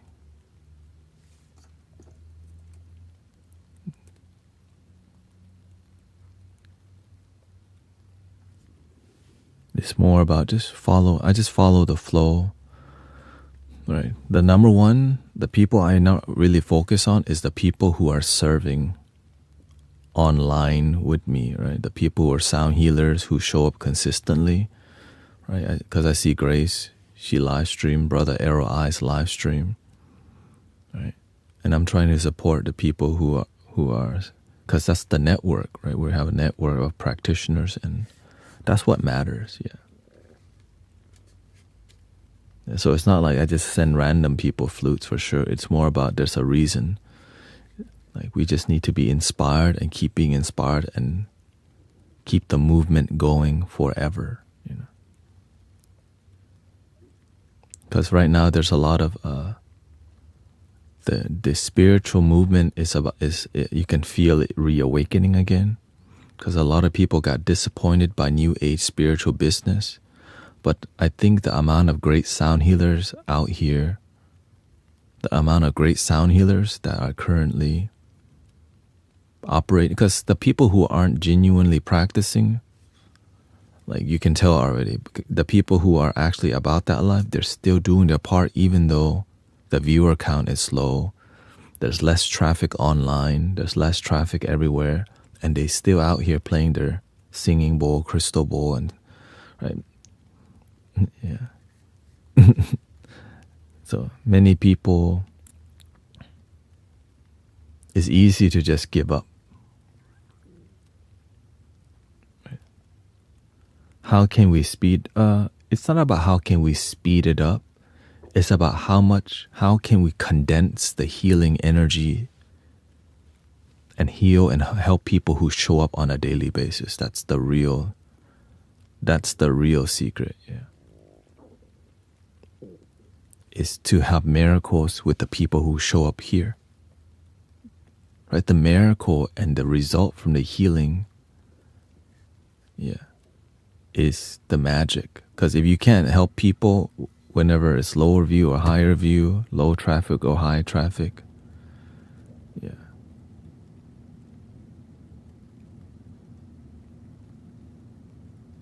Because sometimes when you serve, there's zero. Sometimes sometimes I go outside in the beginning times and I do sound healing. 0 people show up, but I showed up. The squirrels show up. The birds showed up. Your ancestors show up. You think you're alone, but your ancestors meditating with you.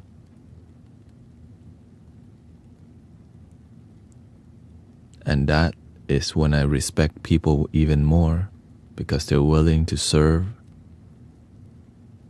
even when times are rough. Whenever the viewer count is slow, I'm like, and then people don't come back. Oh,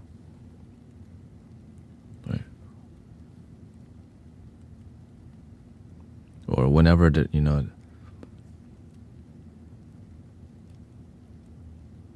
magic happens when you're not, the cultivation is not only when there's a lot of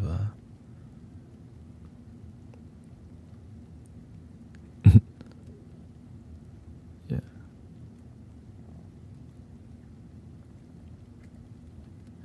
Yeah, no worries. I mean, I want to send people stuff because, the master sent, I've been blessed with so much. It's just, it's only a matter of time. It's only a matter of time. Yeah.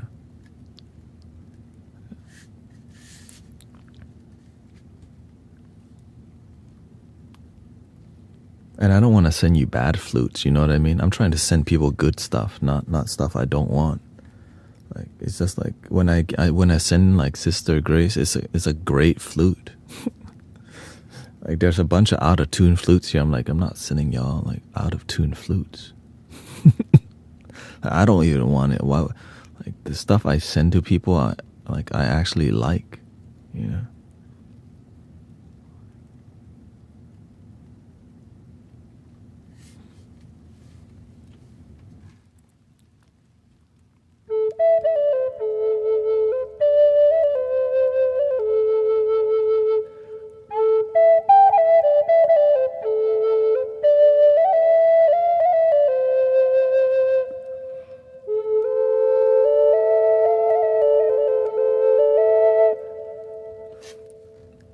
And what surprised me too is that we're global. Like, there's people around the world. Like, shipping people stuff in America.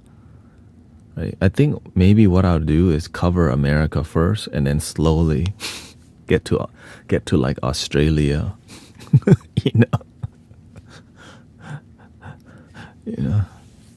Like, I'll be like, because the shipping is kind of crazy. Like, shipping something to like Belgium. Like, wait, what?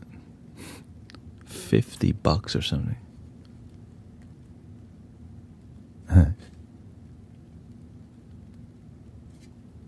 Welcome, Leanne. No, I'm just sharing with you my deep intention of wanting to,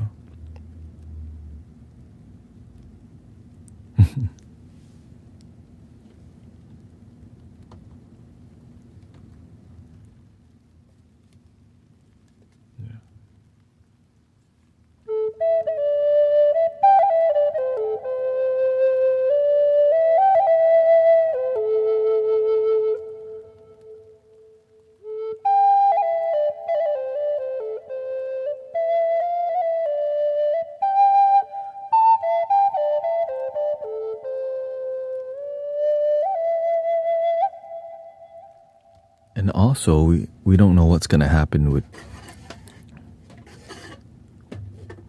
I believe that there's going to be a resurgence on TikTok because there's still politics around it. Is it going to be banned? Is it not going to be banned? You know what I mean? And that's going to bring more attention, more conversations.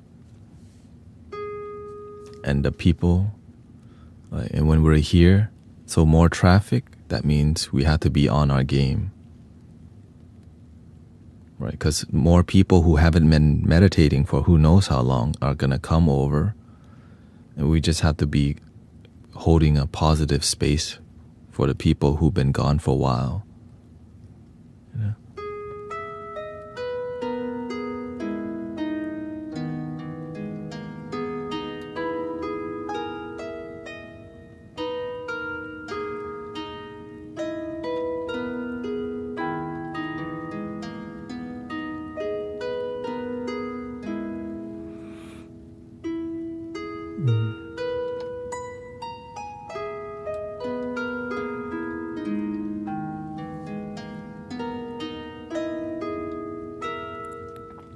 But I gotta give it to TikTok. I would not be here full time without TikTok, right?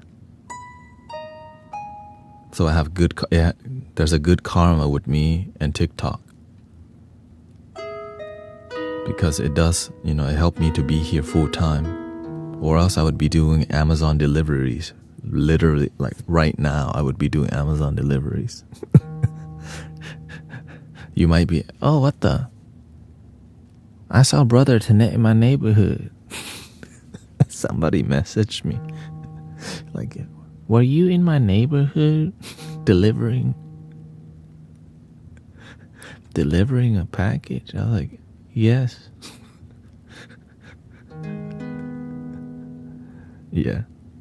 To get to be here, yeah.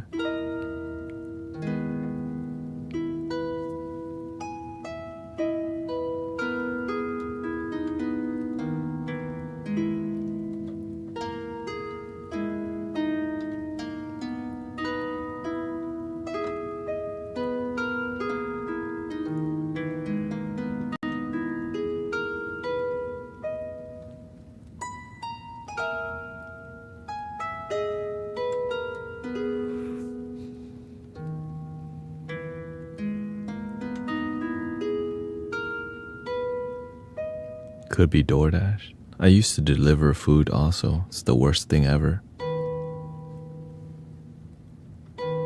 Unless you have other options, Usually you deliver food because, yeah.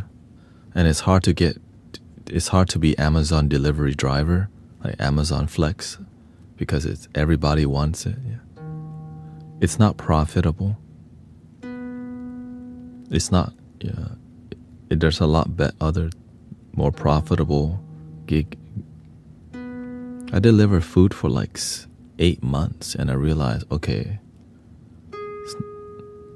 doing Amazon delivery, Amazon Flex and other things, better to drive people to the airport.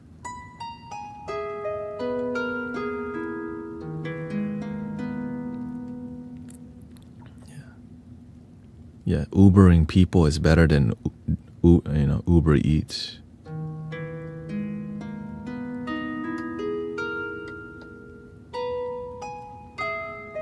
But yeah.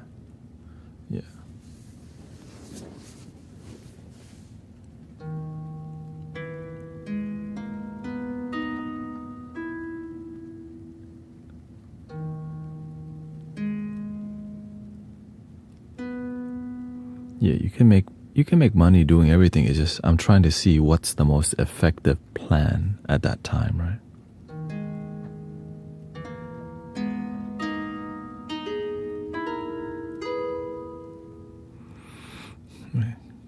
Uber and Lyft, it was profitable in the beginning. It still is. You just have to have a good research and plan. You have to understand how the algorithm works, how the AI works, and how to generate. And the best way, this is the part people don't talk about. When you Uber people and you're a good human being and you have great conversations, most people tip you. But if you don't talk to them, you act like a robot, you don't connect with people, they're not gonna tip you. Like I have basically like a 5-star, like 4.99. I think only one person gave me like a 2-star or something. Right? But after that, if you keep having good review, you end up getting back to 5-star again. Cause I just made sure I made them feel welcome. Some people I'll start mentoring them while I drive Uber. Hey, how's your day? Oh, you're from the UK. Right? And then I learned how to have a genuine conversation, not BS conversation, like, hey, man, right? So, because I genuinely care about people, and then, or I'll share with them, yeah, I do sound bath and all these things, and they'll tell me about their whole family and all these things, and I'll tell them about my life. It's called be a good human being. Be a good neighbor. Don't be a good, sometimes we don't. So I make them feel not like a stranger. And it's not to get tips. It's just, why am I doing Uber? Just to make money. Why don't I serve God while doing Uber? That's 100. That's how I saw it.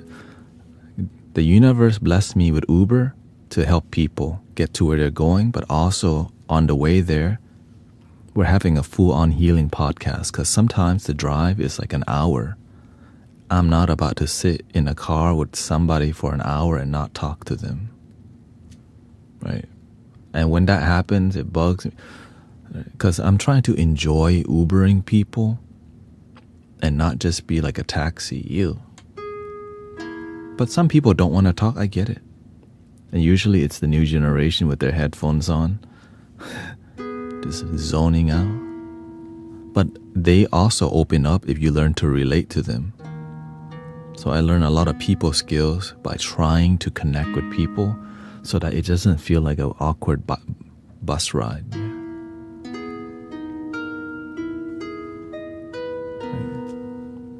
Right.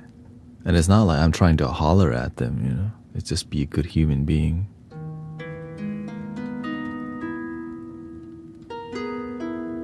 Do you have a podcast or something? Yes. You're in the podcast right now. Welcome to the Mystic Village podcast. Your host, brother, love your damn self, Tanettaout.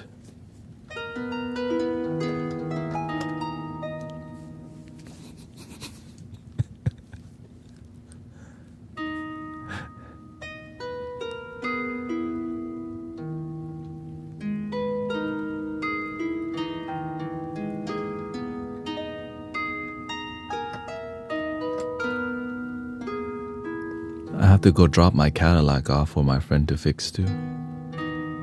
After the stream, I'll probably bring my rollerblade and then rollerblade back home.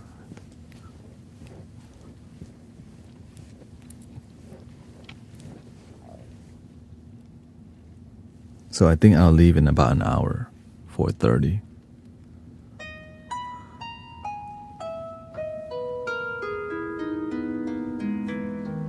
So good to have some.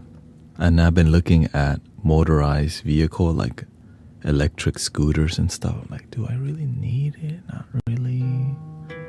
But I could go farther. And as I go farther, I could take y'all on like a Houston H-Town motorized journey. You know what I mean? I'm trying to take y'all on a tour sometime. It's just biking. It's a lot of energy. Trying to take y'all on a tour.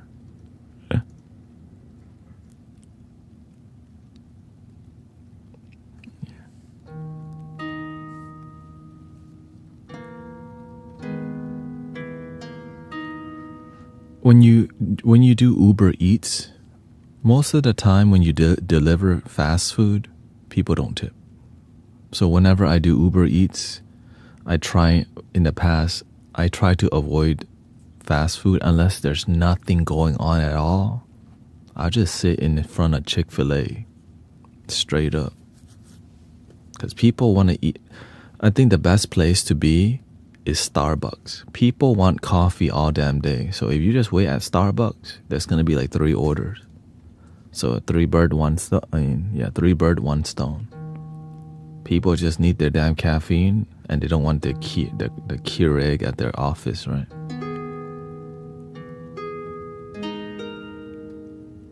Hey, welcome, sister. Kim King.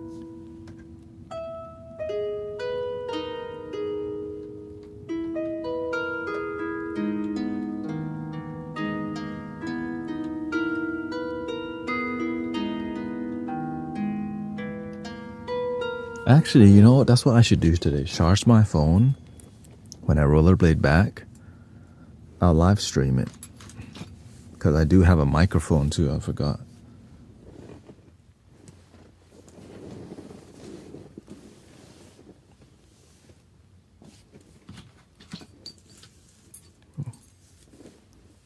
I guess it's outside. Didn't bring the phone in here.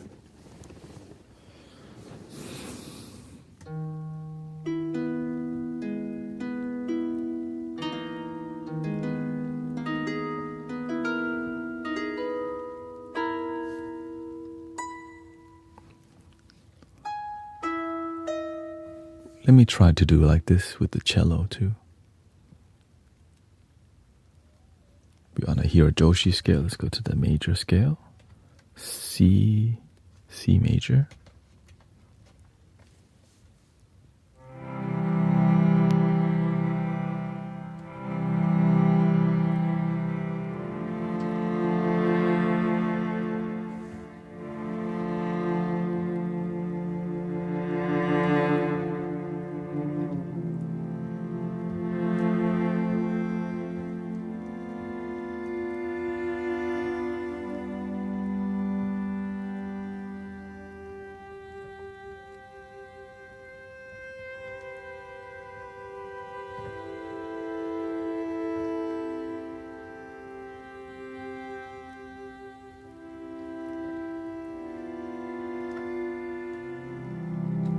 So much healing from there.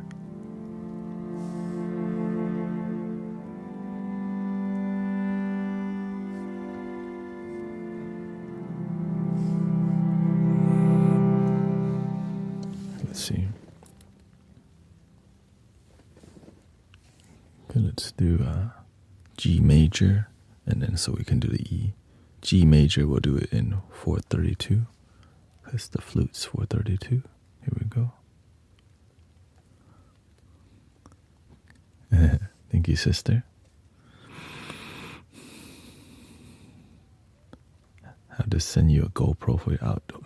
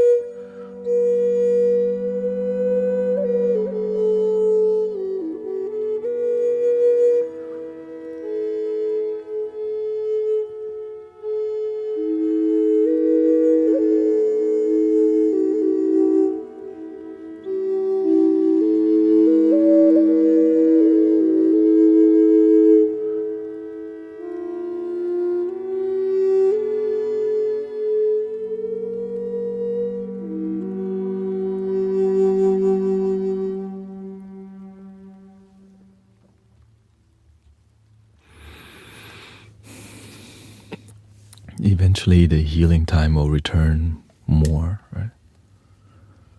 Right now, a lot of people who come here has a lot of positive results, positive energy, because we bloom together. Lots of great, yeah. And the style that I'm playing in is this original style. I hear, I'm like, okay, you can bend it good, but no one's bend the note like deeply emotional. It's oftentimes very rapid and bird-like, right? But some birds are a bit more dramatic, and that is my style. Dramatic. Sass. Right? And so I listen to a lot of sound healers, or lots of... Welcome, Sister Jessica. I listen to a lot of, like, Brother Gregory Red Wolf. Listen to the guy that's Horizon Flutes.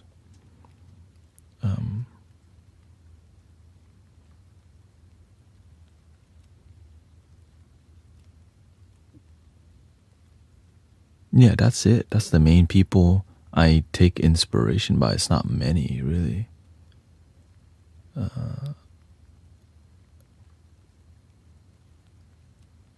I just follow what feels good, right? Feels good. And even Brother, what's his name? Cody, sound healer, right? Have a definitely similar vibe, similar vibe to what we're doing here.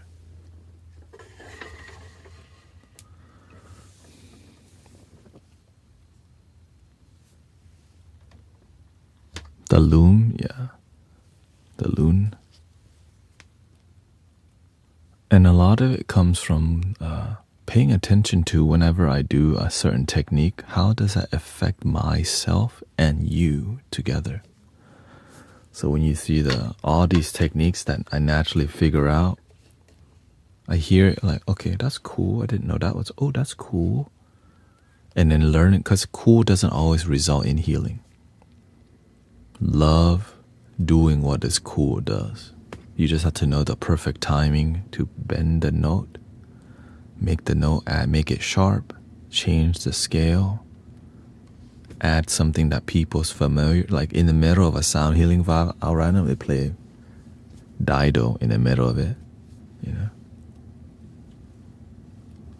And it's a bit harder too when it's a 5-hole flute, so I'm doing as much as I can to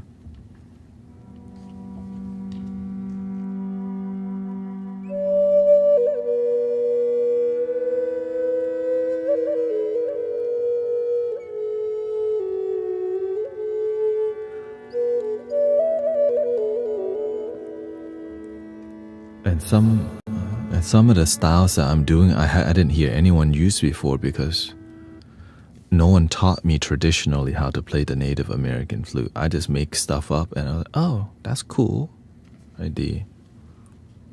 Of course, to me, I don't take credit. I give credit. Glory to God.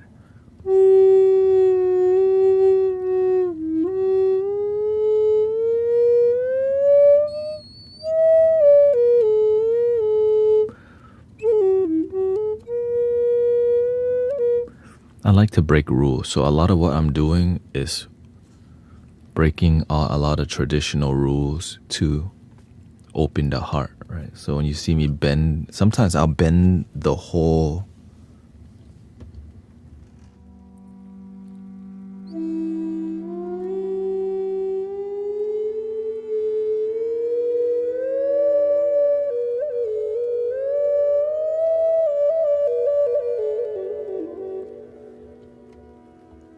But of course, you have to build up to it. You can't just like start off doing all crazy stuff. You have to, it's a dance, right?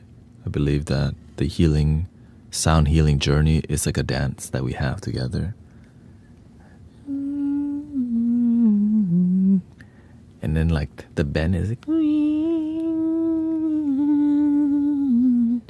and then you forgot what you were worried about. Because you're enjoying the wee.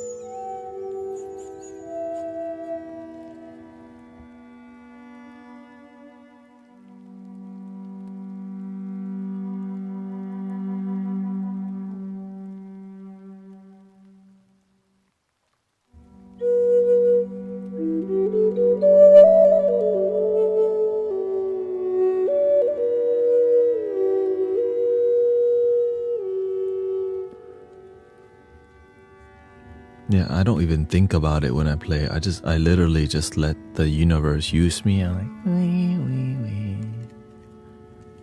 wee. So I'm floating off in like, I'm on a cloud. We're on a cloud together. Like we're on a magic carpet ride together, you know?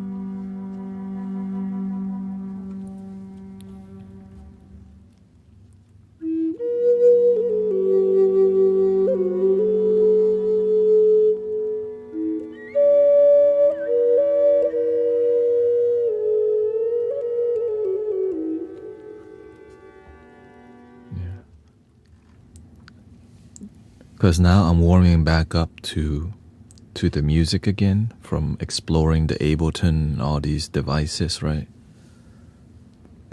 Which is pretty rapid, right? We just started using Ableton not too long ago, and we're already learning to like compose music in different relative scales, and I didn't even know about scales and all this stuff before. All right, so I've been taking my notes. I learned, okay, this, so I take general notes, and I look to the side sometimes if I need to remember. Right, Egyptian flutes are a major scale, so grateful for all of the universe makes music creation easier so that we can make more love with music.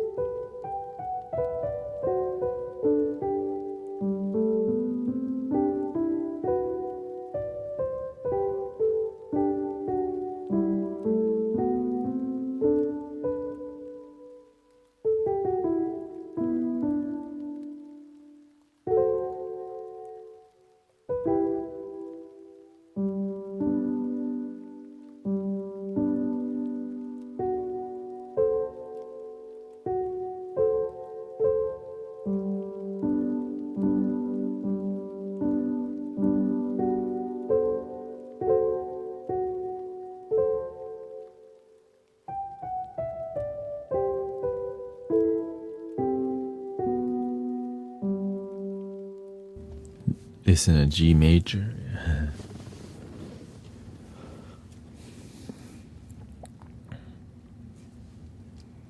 And I think the main part is learning how to make the flutes flow with the music. And right, I can always check. Like right now, this flute is tuned to 432 because temperature. Right, so damn, do I have to be that accurate? You know, the reason this flute is a lot thinner, which means the bansuri, they're gonna adjust with temperature a lot more.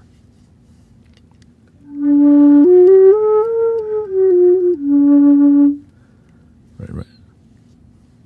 When I play this, but sometimes when I play this, right, so that if the pitch is higher, that means the flute's getting more, I guess if the flute is, let me see here, it's more dry. Well, actually, it's been raining, so the humidity could make the flute expand. Yeah, this is bamboo. So that's why bamboo is the cheapest material. Unless you get thicker bamboo, such as this one. You see how this is way...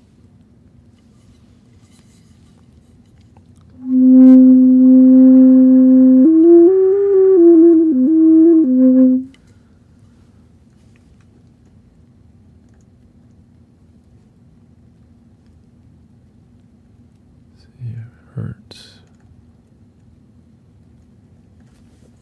432.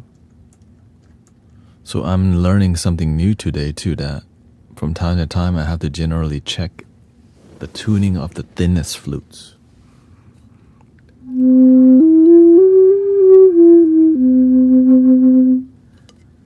So that I can compose, because the tones on the digital instruments are not going to adjust because it's digital, right? Is it possible to be joyful? Always joyful? No. Most of the time, yes. But not always, because that's not life.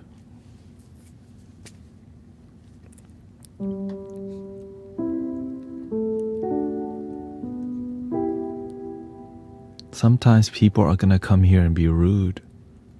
But most of the time, people are nice here. And that's a blessing. It's hard to know that when there's a space where people are mostly nice. Sometimes that's hard to find, or you don't know how it feels. It's just awkward, or people aren't even talking in some spaces.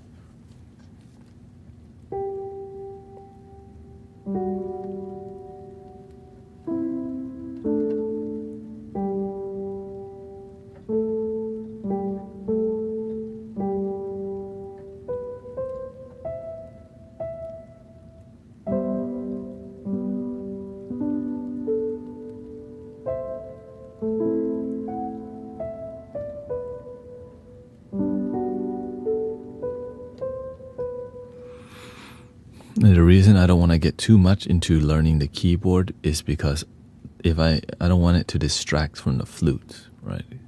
You have to know you have to stay true to your, to what I mean, you can explore for sure, but you have to just know what role each instrument does and what it results to healing, if it results in deep healing or not.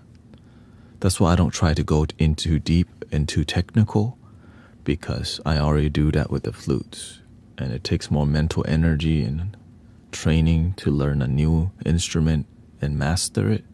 So instead, learn it enough to create composition, so that so that your modality, what you're good at, can shine.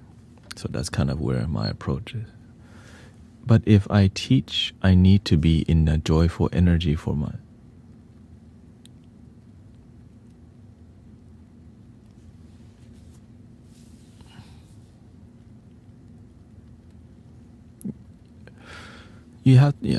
Sometimes I'm not joyful all the time. But most of the time I'm peaceful. Because sometimes we try to be joyful, we smile, but inside we don't feel that way. But it's easier to be peaceful most of the time. That's why I don't chase the high of joy. I just content. I'm mostly content most of the time. And that's enough. Right? Sometimes I'm more goofy, I laugh more. Sometimes I'm more calm and demure, whatever. Right? Thank you, Leanne. Demure. 62 years old and hard to find a good spot on TikTok. Yeah. And so whenever I feel more quiet, I just talk less and I just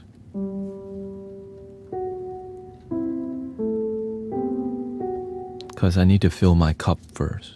When my cup feels full, then I'll do more talking. All right, sometimes I'll start with the whole sound bath without talking. Just hello, welcome.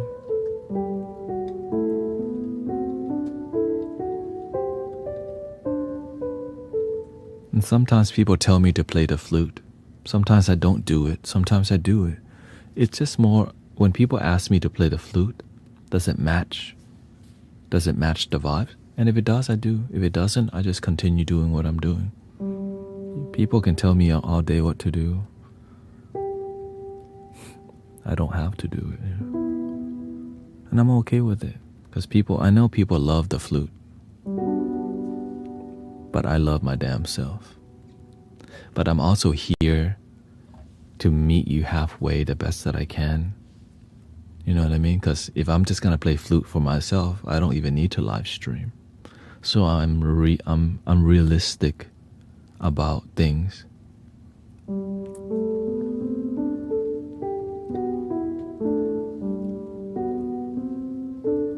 And at the end of the day, you can't make everyone happy.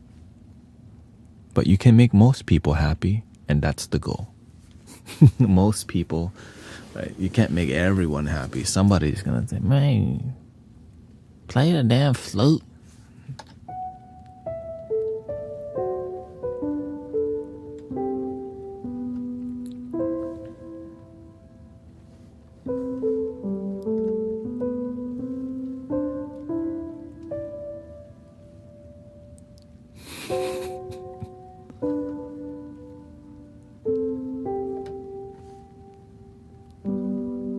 No, some people just are blunt. Some people come from cultures that are very blunt, and I'm okay with that because I've been in both sides. People who have bad communication and people who have good communication. Sometimes you just communicate more bluntly because maybe their father was in the army, or they were in the army, or they're just the boss lady, or they're the boss guy. Maybe where they came from requires them to be more blunt and honest. In this community, we're dynamic. You don't know what's going to happen. And that's why people like it, because no matter what happens, we're going to learn something. There's a teaching always going on. And that's why I love the Dharma. That's why I love the spiritual path, because everything is the teaching, right? Everything, even negative people, positive people, no people, lots of people, people. Okay, not people. That's like pizza.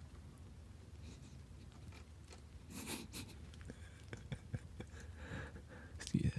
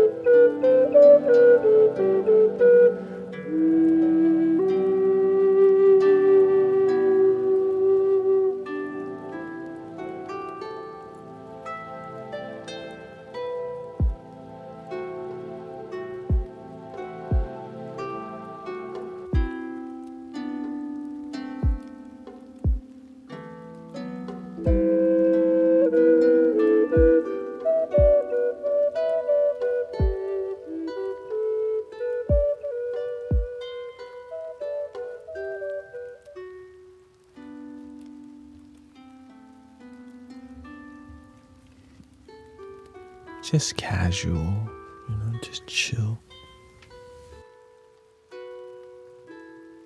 Kind of weekend vibe, Bahama vibes. Need to get some percussion in there. Some thunk, thunk, thunk. Thunk, thunk, thunk. Got that.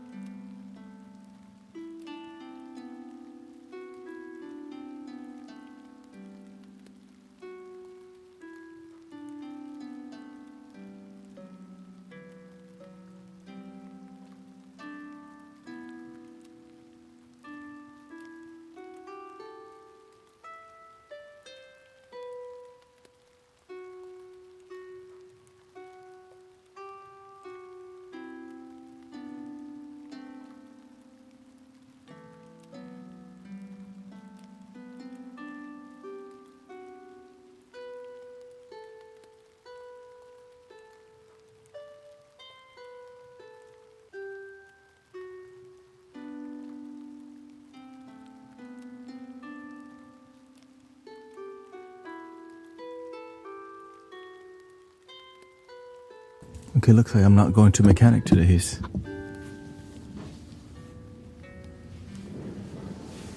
good mechanics hard to find nowadays, actually. That's why I'm being patient to go to my friend, because he's actually a good mechanic. The one that will do the right thing, you know? Not just change part and not diagnose and not try.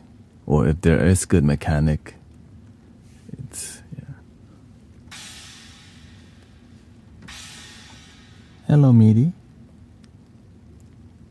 Yeah, a lot of mechanic, they just want to change part. And I'm looking for more than somebody who's just going to change my part. You know what I mean? Like, I got disappointed because I changed a transmission before. On the Cadillac, I think it didn't need to change transmission. I changed the whole transmission. The issue was still there.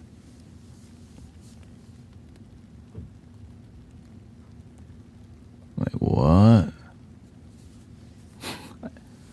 I changed the whole transmission and the issue is still there.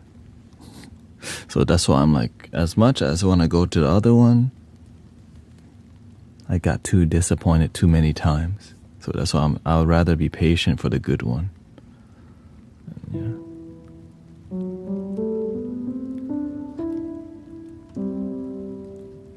But at least I know it's not the transmission.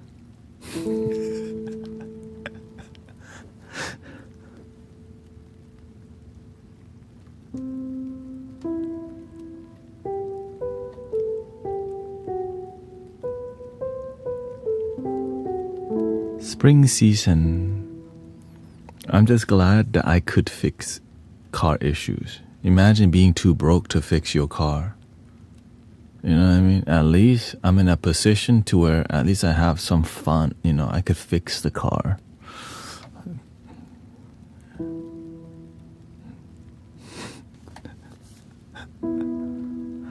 Yeah.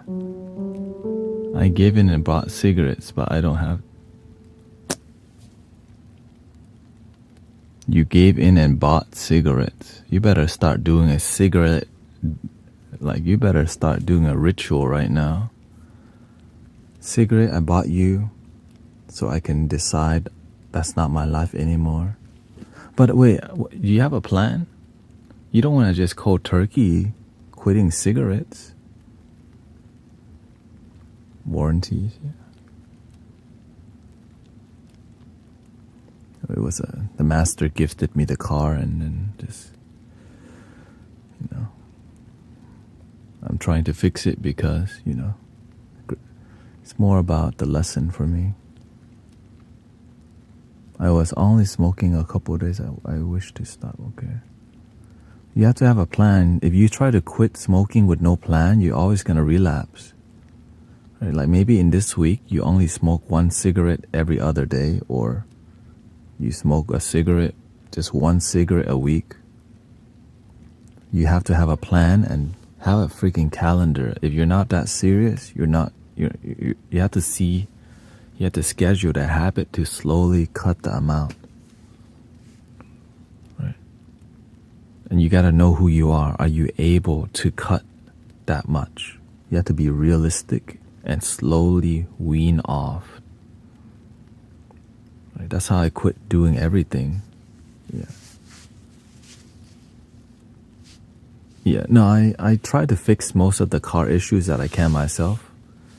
Because I mean, essentially I changed my own oil.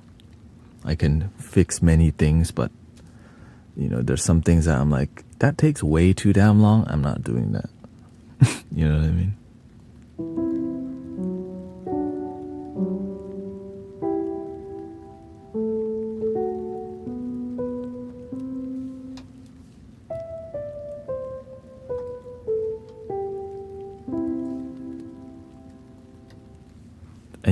And you have to be realistic with your plan too. You don't want to take forever to quit, because then it's not inspiring, right?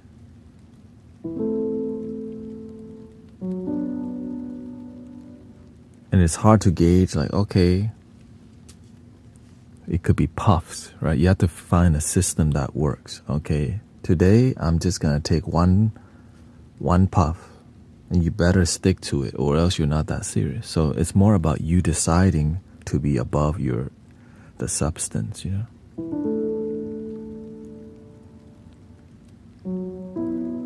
My daughter is wanting to help you get a lot of like, oh, thank you.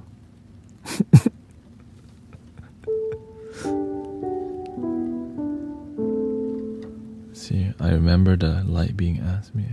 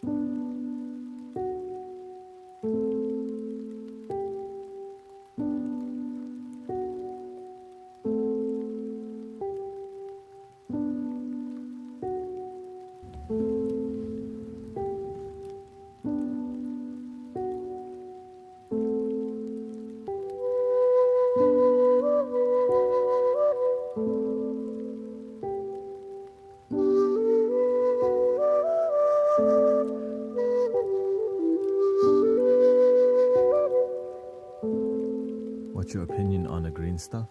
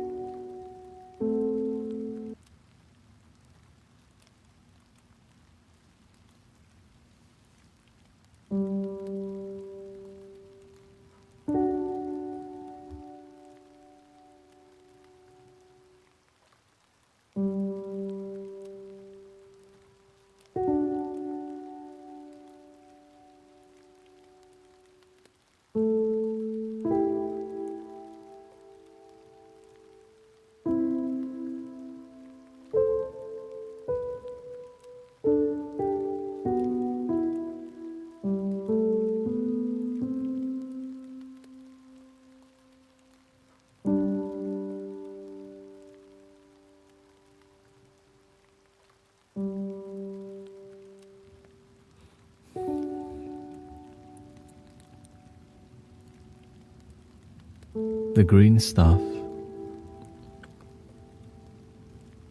helps you when you're in depression because it helps you to at least make the pain bearable.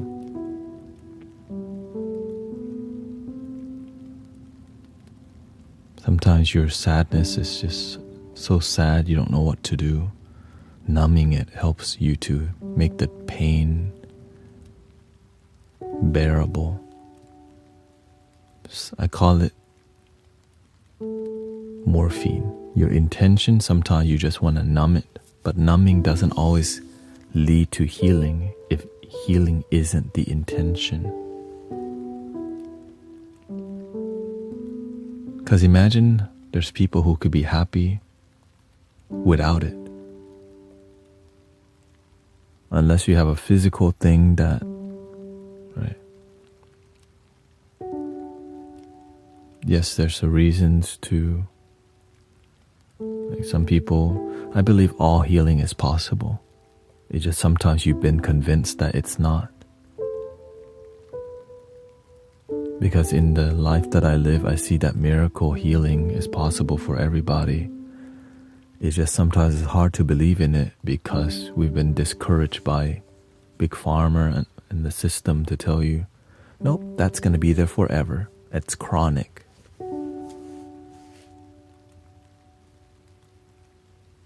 I'll let God decide on that one. I'll let love and healing. And so when you submit to pain and you just go, that's just how it's going to be. What if you can actually reduce it and heal it enough to where your life is more enjoyable?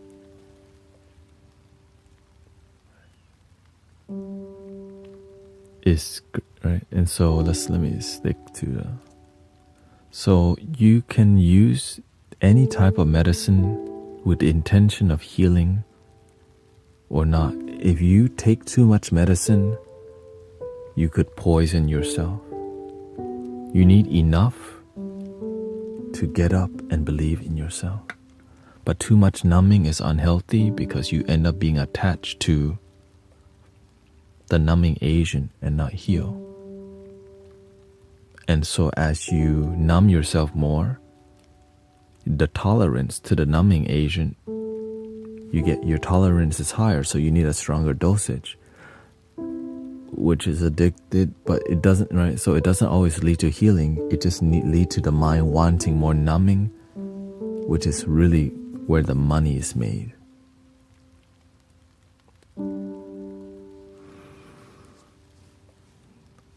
But if you use the medicine in tandem or in collaboration or whatever, right, with wellness, sound healing, meditation, positive affirmation, and intention, slowly all the positive things you do in your life will take over, and the medicine is not needed as much or any more. Because the positive energy heals you. And that's why being around positive people who heal, right, it leads to more healing in community. A miracle. But if you hang around with people who numb, everyone's numbing, beer pong, dabs, and hitting the gongs, crystals and all these things, and it leads to more experimentation but not healing. So it's about the intention. Are we meditating? Are we open? Or are we just casually doing it and just watching Netflix and not even working on genuinely looking deeper? How can I let go of what doesn't serve me?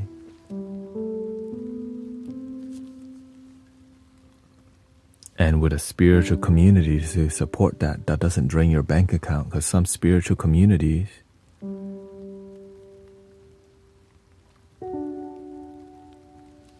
they extract too much from you. They need you to buy another crystal all the damn time to feel like you're in a crystal gang.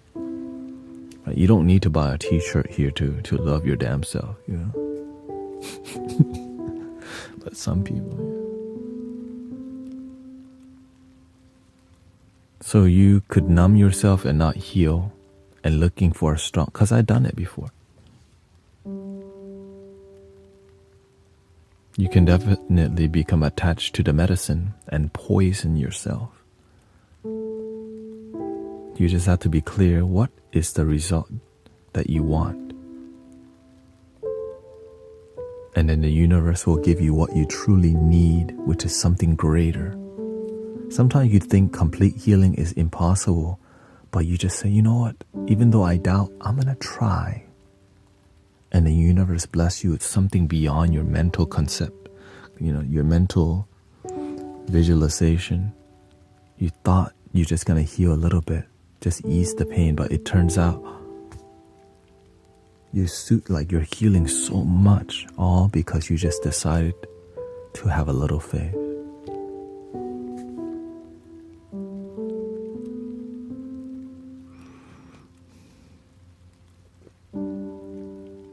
I'm trying to roleplay a monk in a game, so I come to you with a question. Would you take a dangerous power that could make you lose your mind to fight a powerful foe and save the world?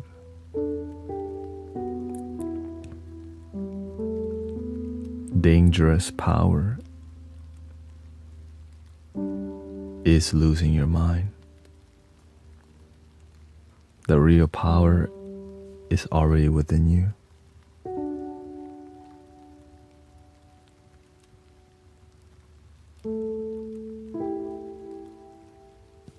The end. What did Bob Marley say? Emancipate yourselves from mental slavery. None but ourselves can free our mind. Have no fear for atomic energy, 'cause none of them can stop the time. How long shall they kill our prophets while we stand aside and look? Some say it's just a part of it. We've got to fulfill the book.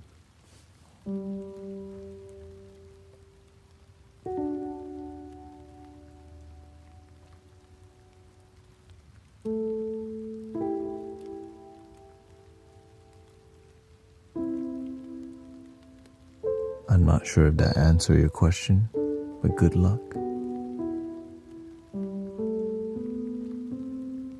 So you would rely on your own power? No, I have no power. The universe has power. God has power. I'm just a good instrument, and I stay in tune so the universe can pluck my string and spread love and joy. Bing, bing, bing.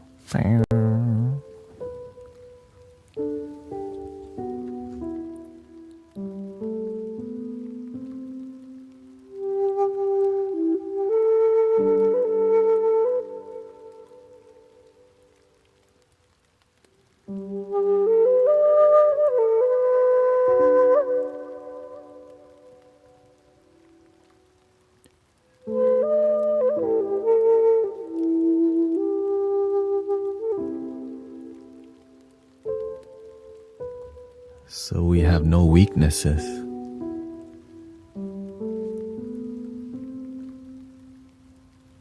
So we have no weaknesses? The universe does? The concept of weakness, it comes from the human experience, which is a duality. The universe doesn't operate from duality. It's just one love. There's no weak and strong.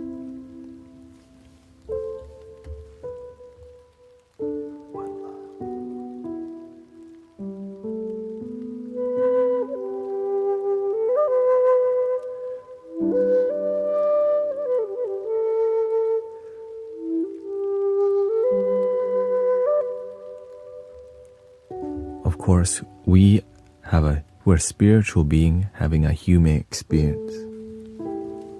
So when we feel weak, strength is also available. But you have to be aware what you need in the moment. Sometimes you have to learn to be more graceful, more gentle, more nurturing. Sometimes you gotta rise and fight with your heart, not with what you think is right and wrong, what's true to you.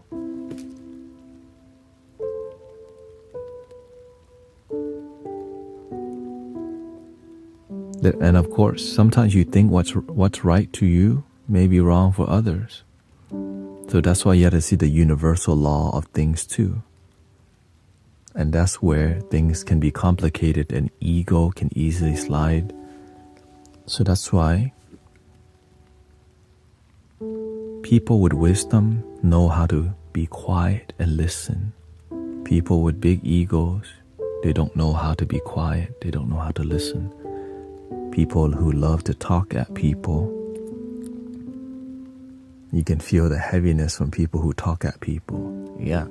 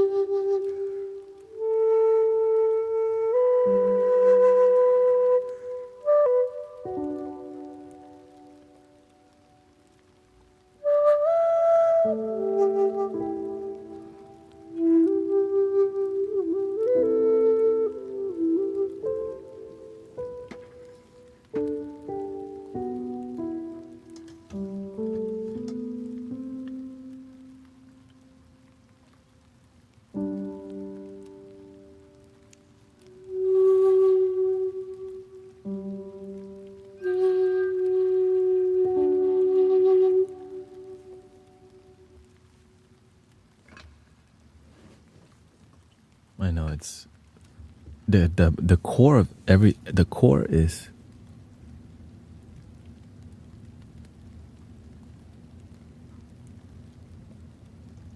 the core of things. Like the concepts are simple, but application. So that's why you stay true to your core, and from that foundation, you operate your life.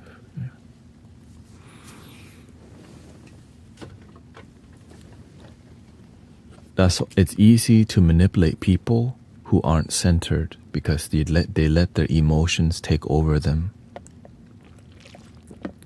Unfortunately. And people will test you all day. People will come here to try to test me, get me to disconnect from my core and center. I thank the universe every day that people come to test me, because it makes me stronger every day that people try to test me. Right.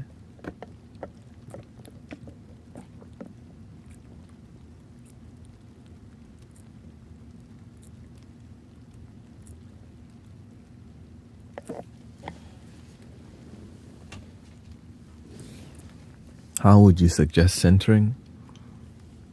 Look at my posture. Maintain a good posture throughout your day. When you're walking, while you're speaking. You could speak quickly, but the cost of that is you have to center yourself right after, or else you spiral into this thing. So when I talk to people who spiral into their ego a lot, I know there's no friendship here. Or if it is, they're there to teach me something. How to be patient with people who don't know how to be present. Which I have, I don't spend too much time with people who aren't grounded, but it's good too, because you get to see reality sometimes. What if we have extreme scoliosis? There are ways to stretch your body so that it's more straight, right? There's exercises. And even if you have a curvature in your spine, right? Is that what that is, right? You could still have good posture even in those. It's more about your form than needing to be upright. And sometimes your body has form, but your mind's busy because you just outside you look like this, but inside, in your damn head. Be present with your form. Yeah.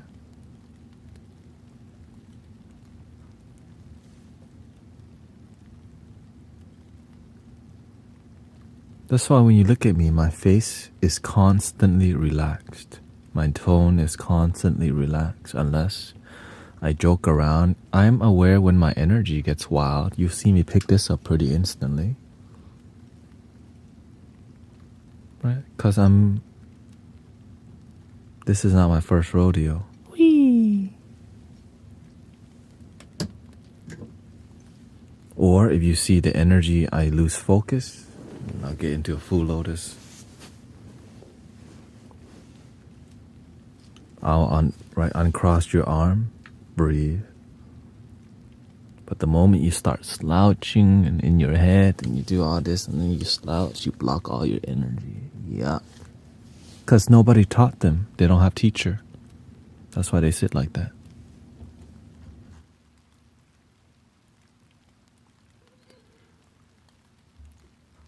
Is grounding the same?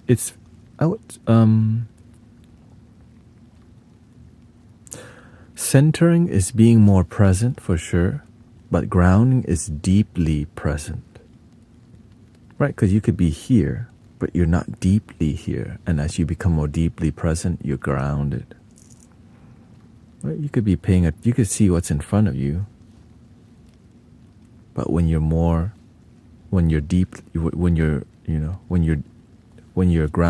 centering becomes deeper, it goes, right? So you could breathe into your chest.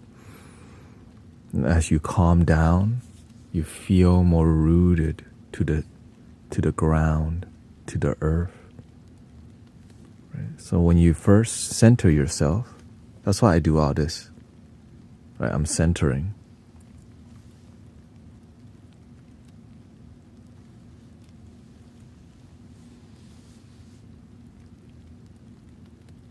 Grounding. But you naturally will learn it. It's the truth. You'll naturally learn it as you pay attention. The universe, you have a built-in manual in your consciousness. We don't have to know everything. Naturally, it'll unfold in front of you. Right? And also we're here to help. But sometimes we know too much and we don't practice the basics. If you just keep practicing the basics, you'll know for yourself, centering.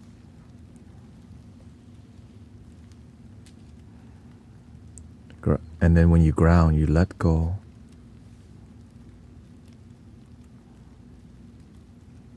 And everything becomes single-pointed focus. Versus just one dot. It's just the moment completely. That's more detail.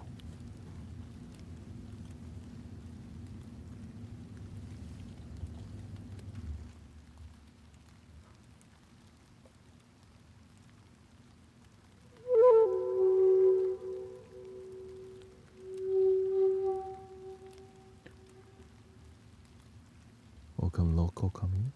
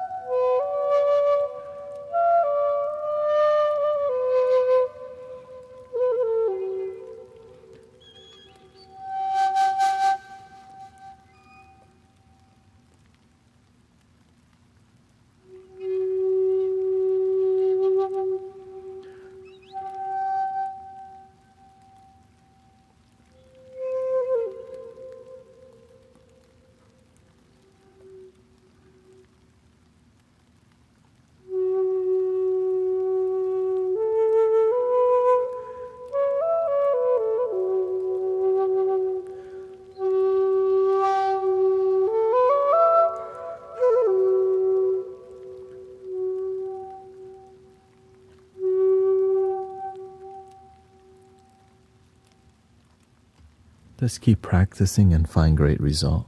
If you practice with no result, then that means you're not effectively practicing. Imagine meditating and you be ungrounded in your head and not present. That means you only meditate when you sit down, but through your day, you're not doing your best to be present and checking your ego.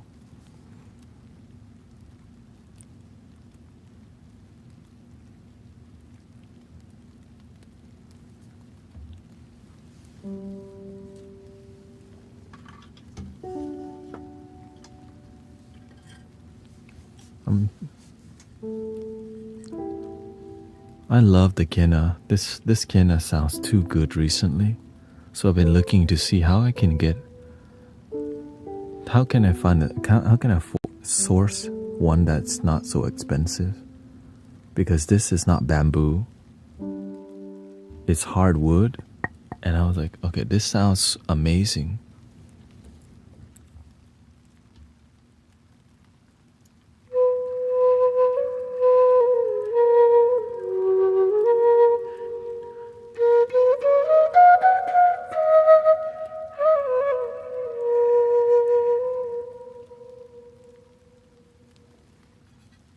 This is also wood, another kena.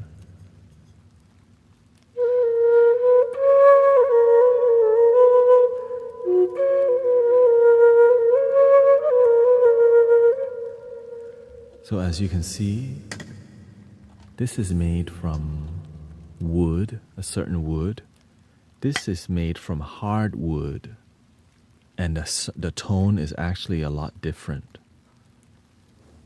And this is bamboo. Okay.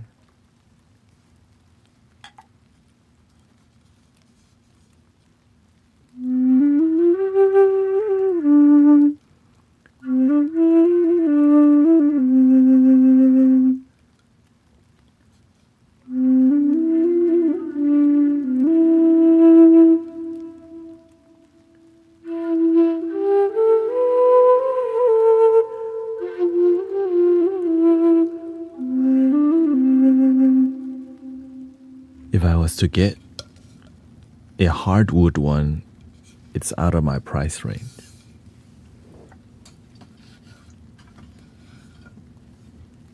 For now.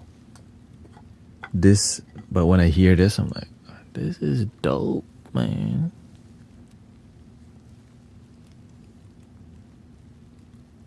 But I think on average, it's about $100 each to get quality one like this.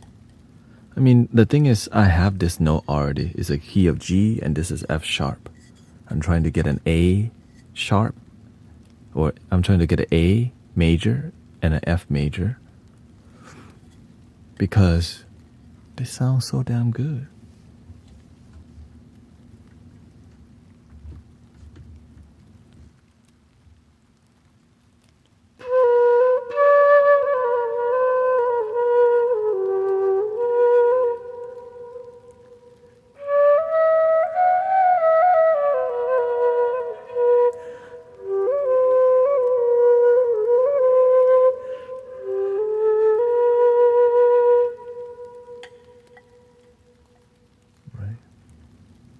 Which those keys are what I don't have. I don't have an A major and F major. Right? This is a C major.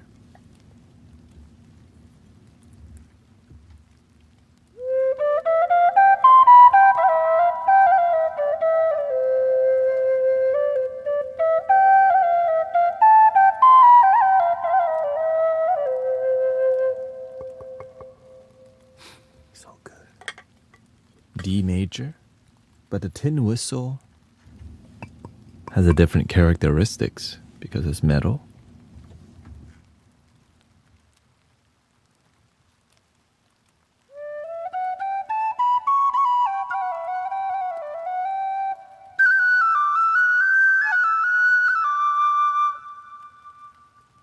More brighter, right? Which is great.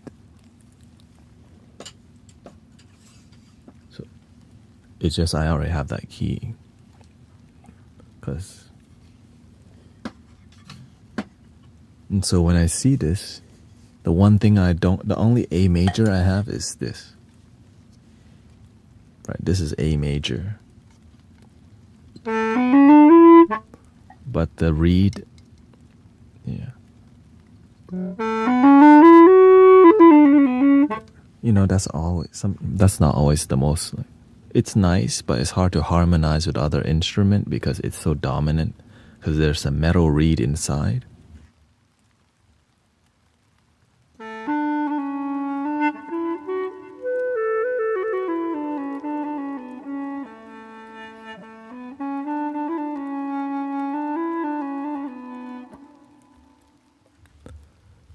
Do you still find yourself off-center sometimes? Of course. But most of the time I'm centered, because if I'm not centered, I cannot lead a spiritual community and I cannot do sound healing.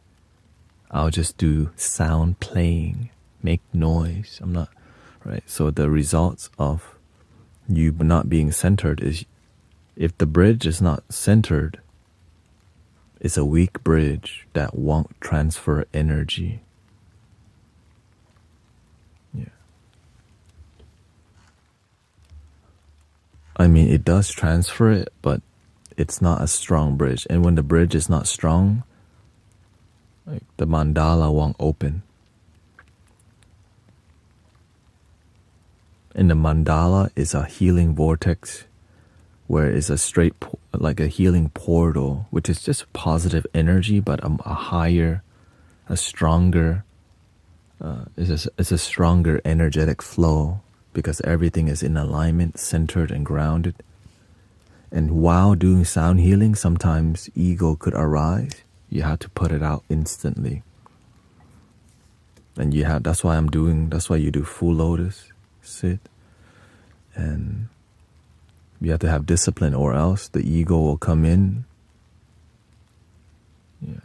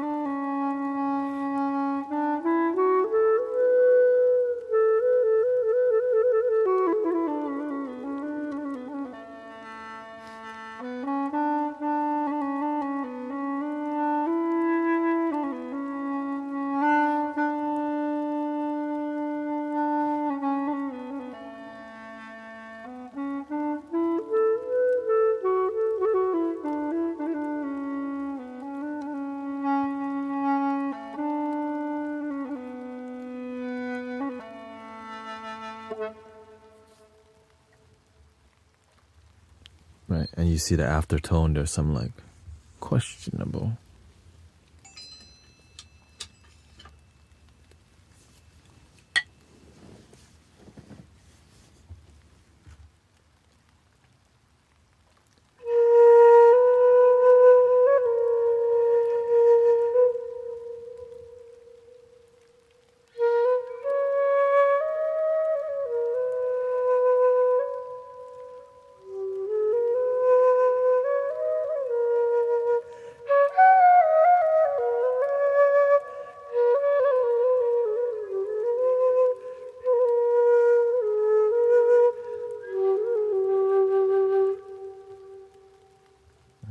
That's heart melting right there.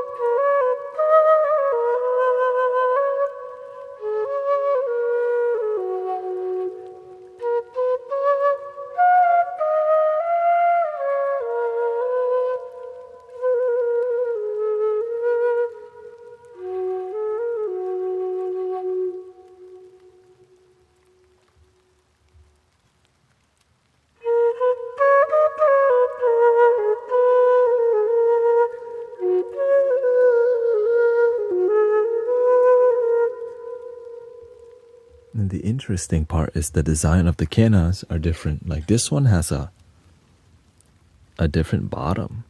See that? So one's designed similar to a shakuhachi, and this is more super traditional, right?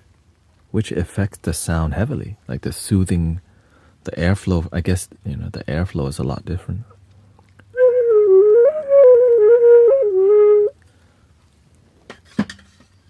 So I look at all the details, like why? Why does it sound like this? Why is this one more soothing? It's the same thing as this one, right? This one is straight through. Just a straight pipe. Like a car exhaust, straight pipe. More horsepower. And a lot louder too.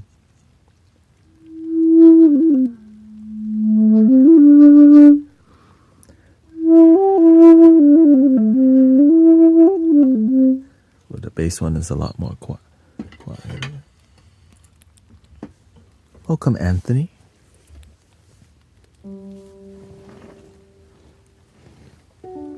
And moving forward, I think in about 2 weeks, I'm going to switch my streaming time to 2 p.m., 2 to 7, and then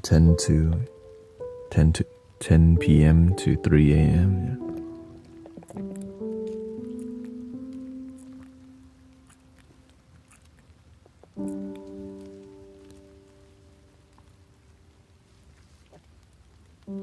To adjust towards, and I believe that I believe that there's gonna be a resurgence on TikTok after they figure out. I think people are too scared to invest in TikTok right now because you don't know if it's gonna get banned or not. But whenever it's more solidified, we'll see. Right? So, and then at that time, there's gonna be. Yes, I'm in Houston, Texas, so Central Time. 2 p.m. to 7 p.m. And then the whole goal is to work out, have time to edit. Have time to edit some.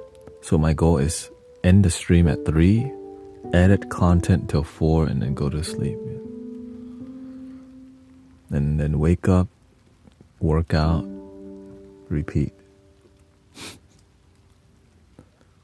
Yeah, exactly. 2 p.m. to 7 p.m. But I'll start in about a couple weeks because we have sound healing this Wednesday.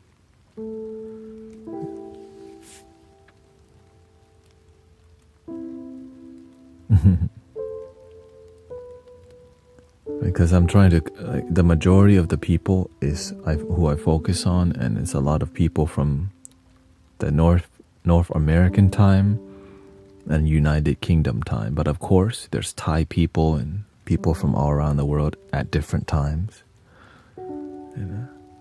I just want to be effective and useful and keep the movement of love your damn self and help people going.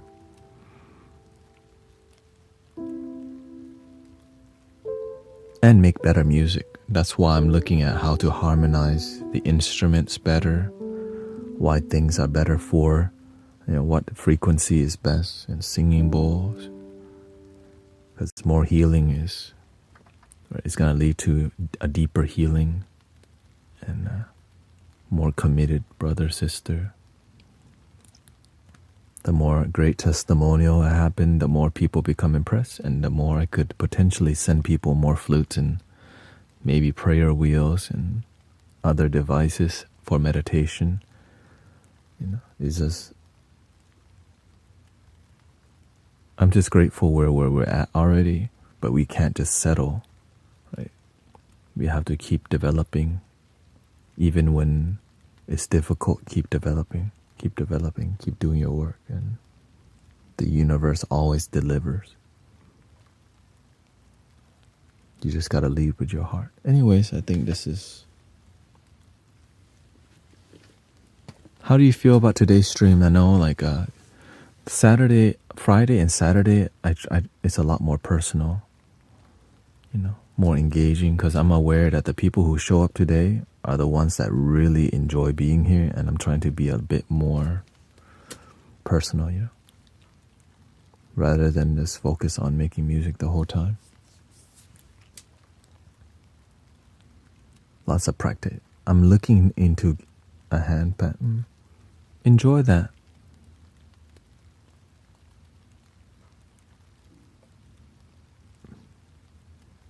Enjoy and research it. If you can get one that's in a higher price range, it'll stay in tune and sound better. The super beginner one is going to still be at least 500 to 600. Anything lower than that is just more like a exercising handpan. Like, it won't sound as good, not as inspiring, but it's a great it's better than nothing, right? But if you got the funds, you should go for the one that is in the at least.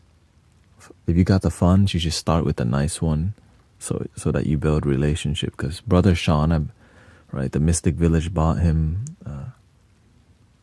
like the community funds got him the first handpan, but it went out of tune pretty quickly, and you have to get a hard case if you're serious, because handpan will go out of tune if you leave it in your car, if you leave it in the sun. You accidentally bumped it. It's a fragile piece of instrument, and you cannot retune it like a guitar, right? And it's hard to find somebody who's gonna tune it in America. Right? It's like, it's not worth it. So I learned all this from Brother Sean. Yeah. But when you do find a dope instrument and it sounds amazing, shoot, you could be playing at somebody's, wedding. Right? That could be your job. Because it sounds so beautiful, and if you're good at it, you could be busking on the beach, man. Just ding, ding, ding, ding, ding. I picked up a Yamaha brand record. Yeah, Yamaha is good. Is it the same as the flute? Yeah. Yes. Recorder, flutes. It works.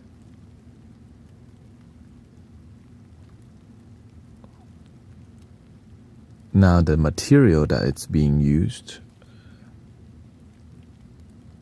let me see. I don't even.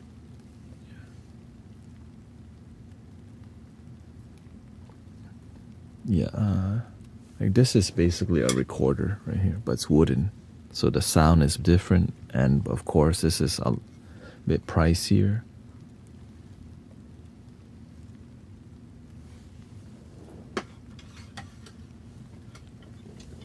Like here, this is something comparable. This is another tin whistle.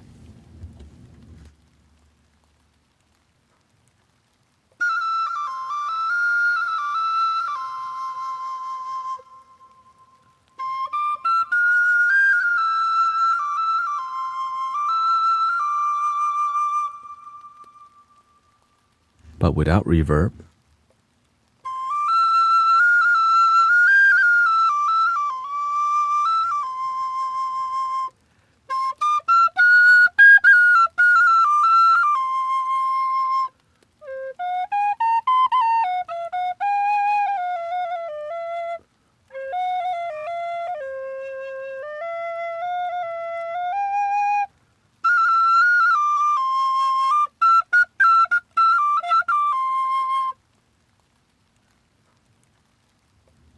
So the reverb helps the soothing experience a lot.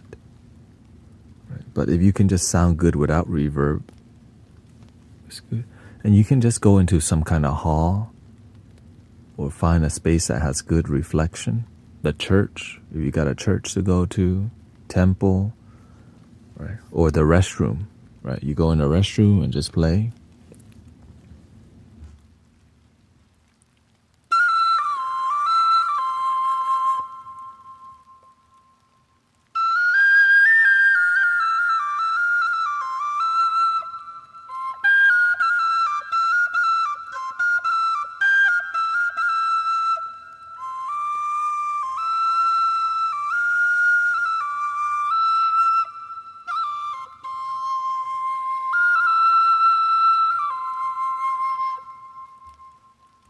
And to make little flutes sound good is actually difficult, so good luck. when right, this is more of a high pitch.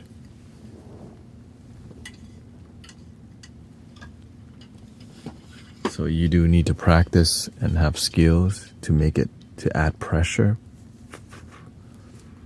But when the flute is larger,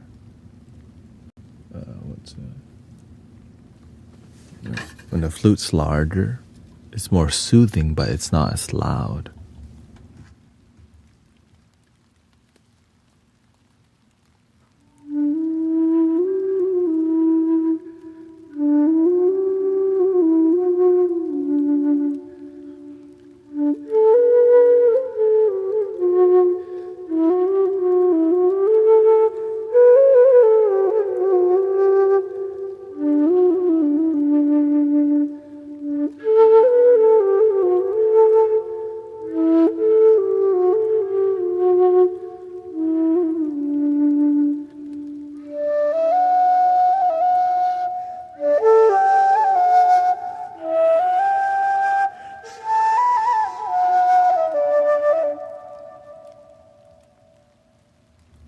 And that takes practice, of course. Right. The higher register.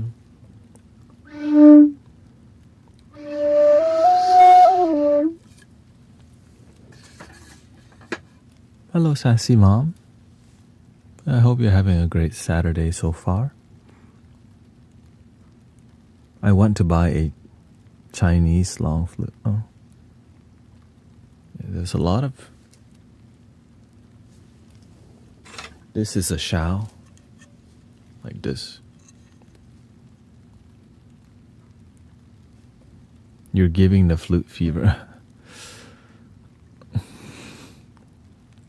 I make it look easy until people start trying and they realize, okay, but it's an honor, because to make it look easy means, okay, I've definitely... Thank you.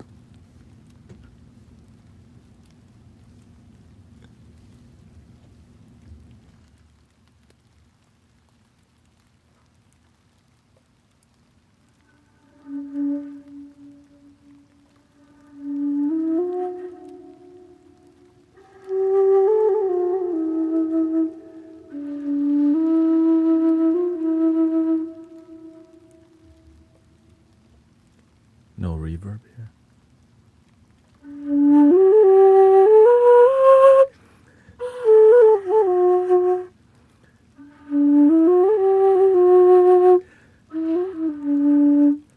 And also the skin is peeling from my lips, so it's messing with the my playing.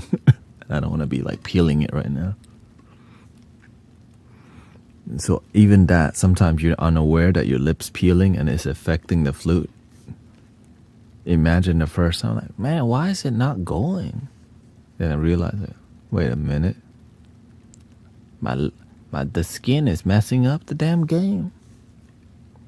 So there's all these details that sometimes you don't... Why is it not... You think it's the flute. It's your damn skin.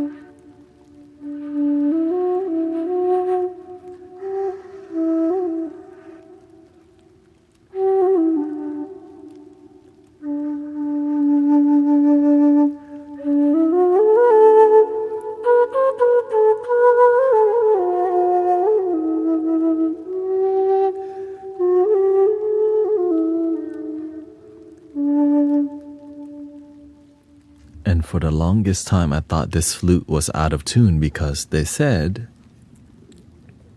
This flute is in a key of G, right? There's a G on here.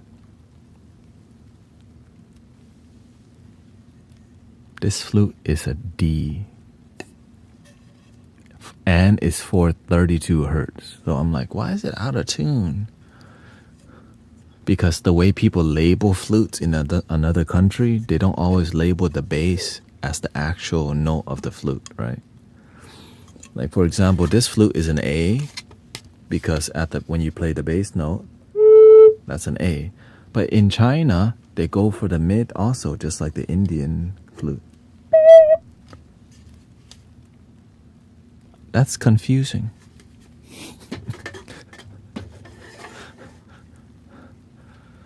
Anyways, I hope you enjoyed the flute lesson. Thank you, brother. Good vibes. And Charvon. Thank you, everybody. Massimo. Lazy Saturday for Sassy Mom. And now it's my lunch time, so 3 ohms, and I'll see you tonight. Thank you, everybody.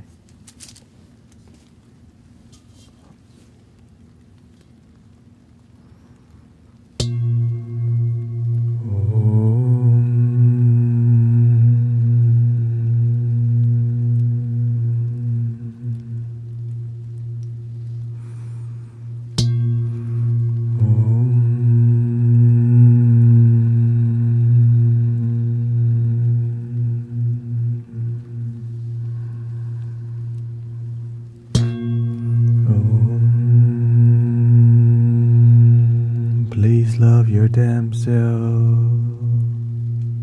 No one can love you if you don't love yourself first.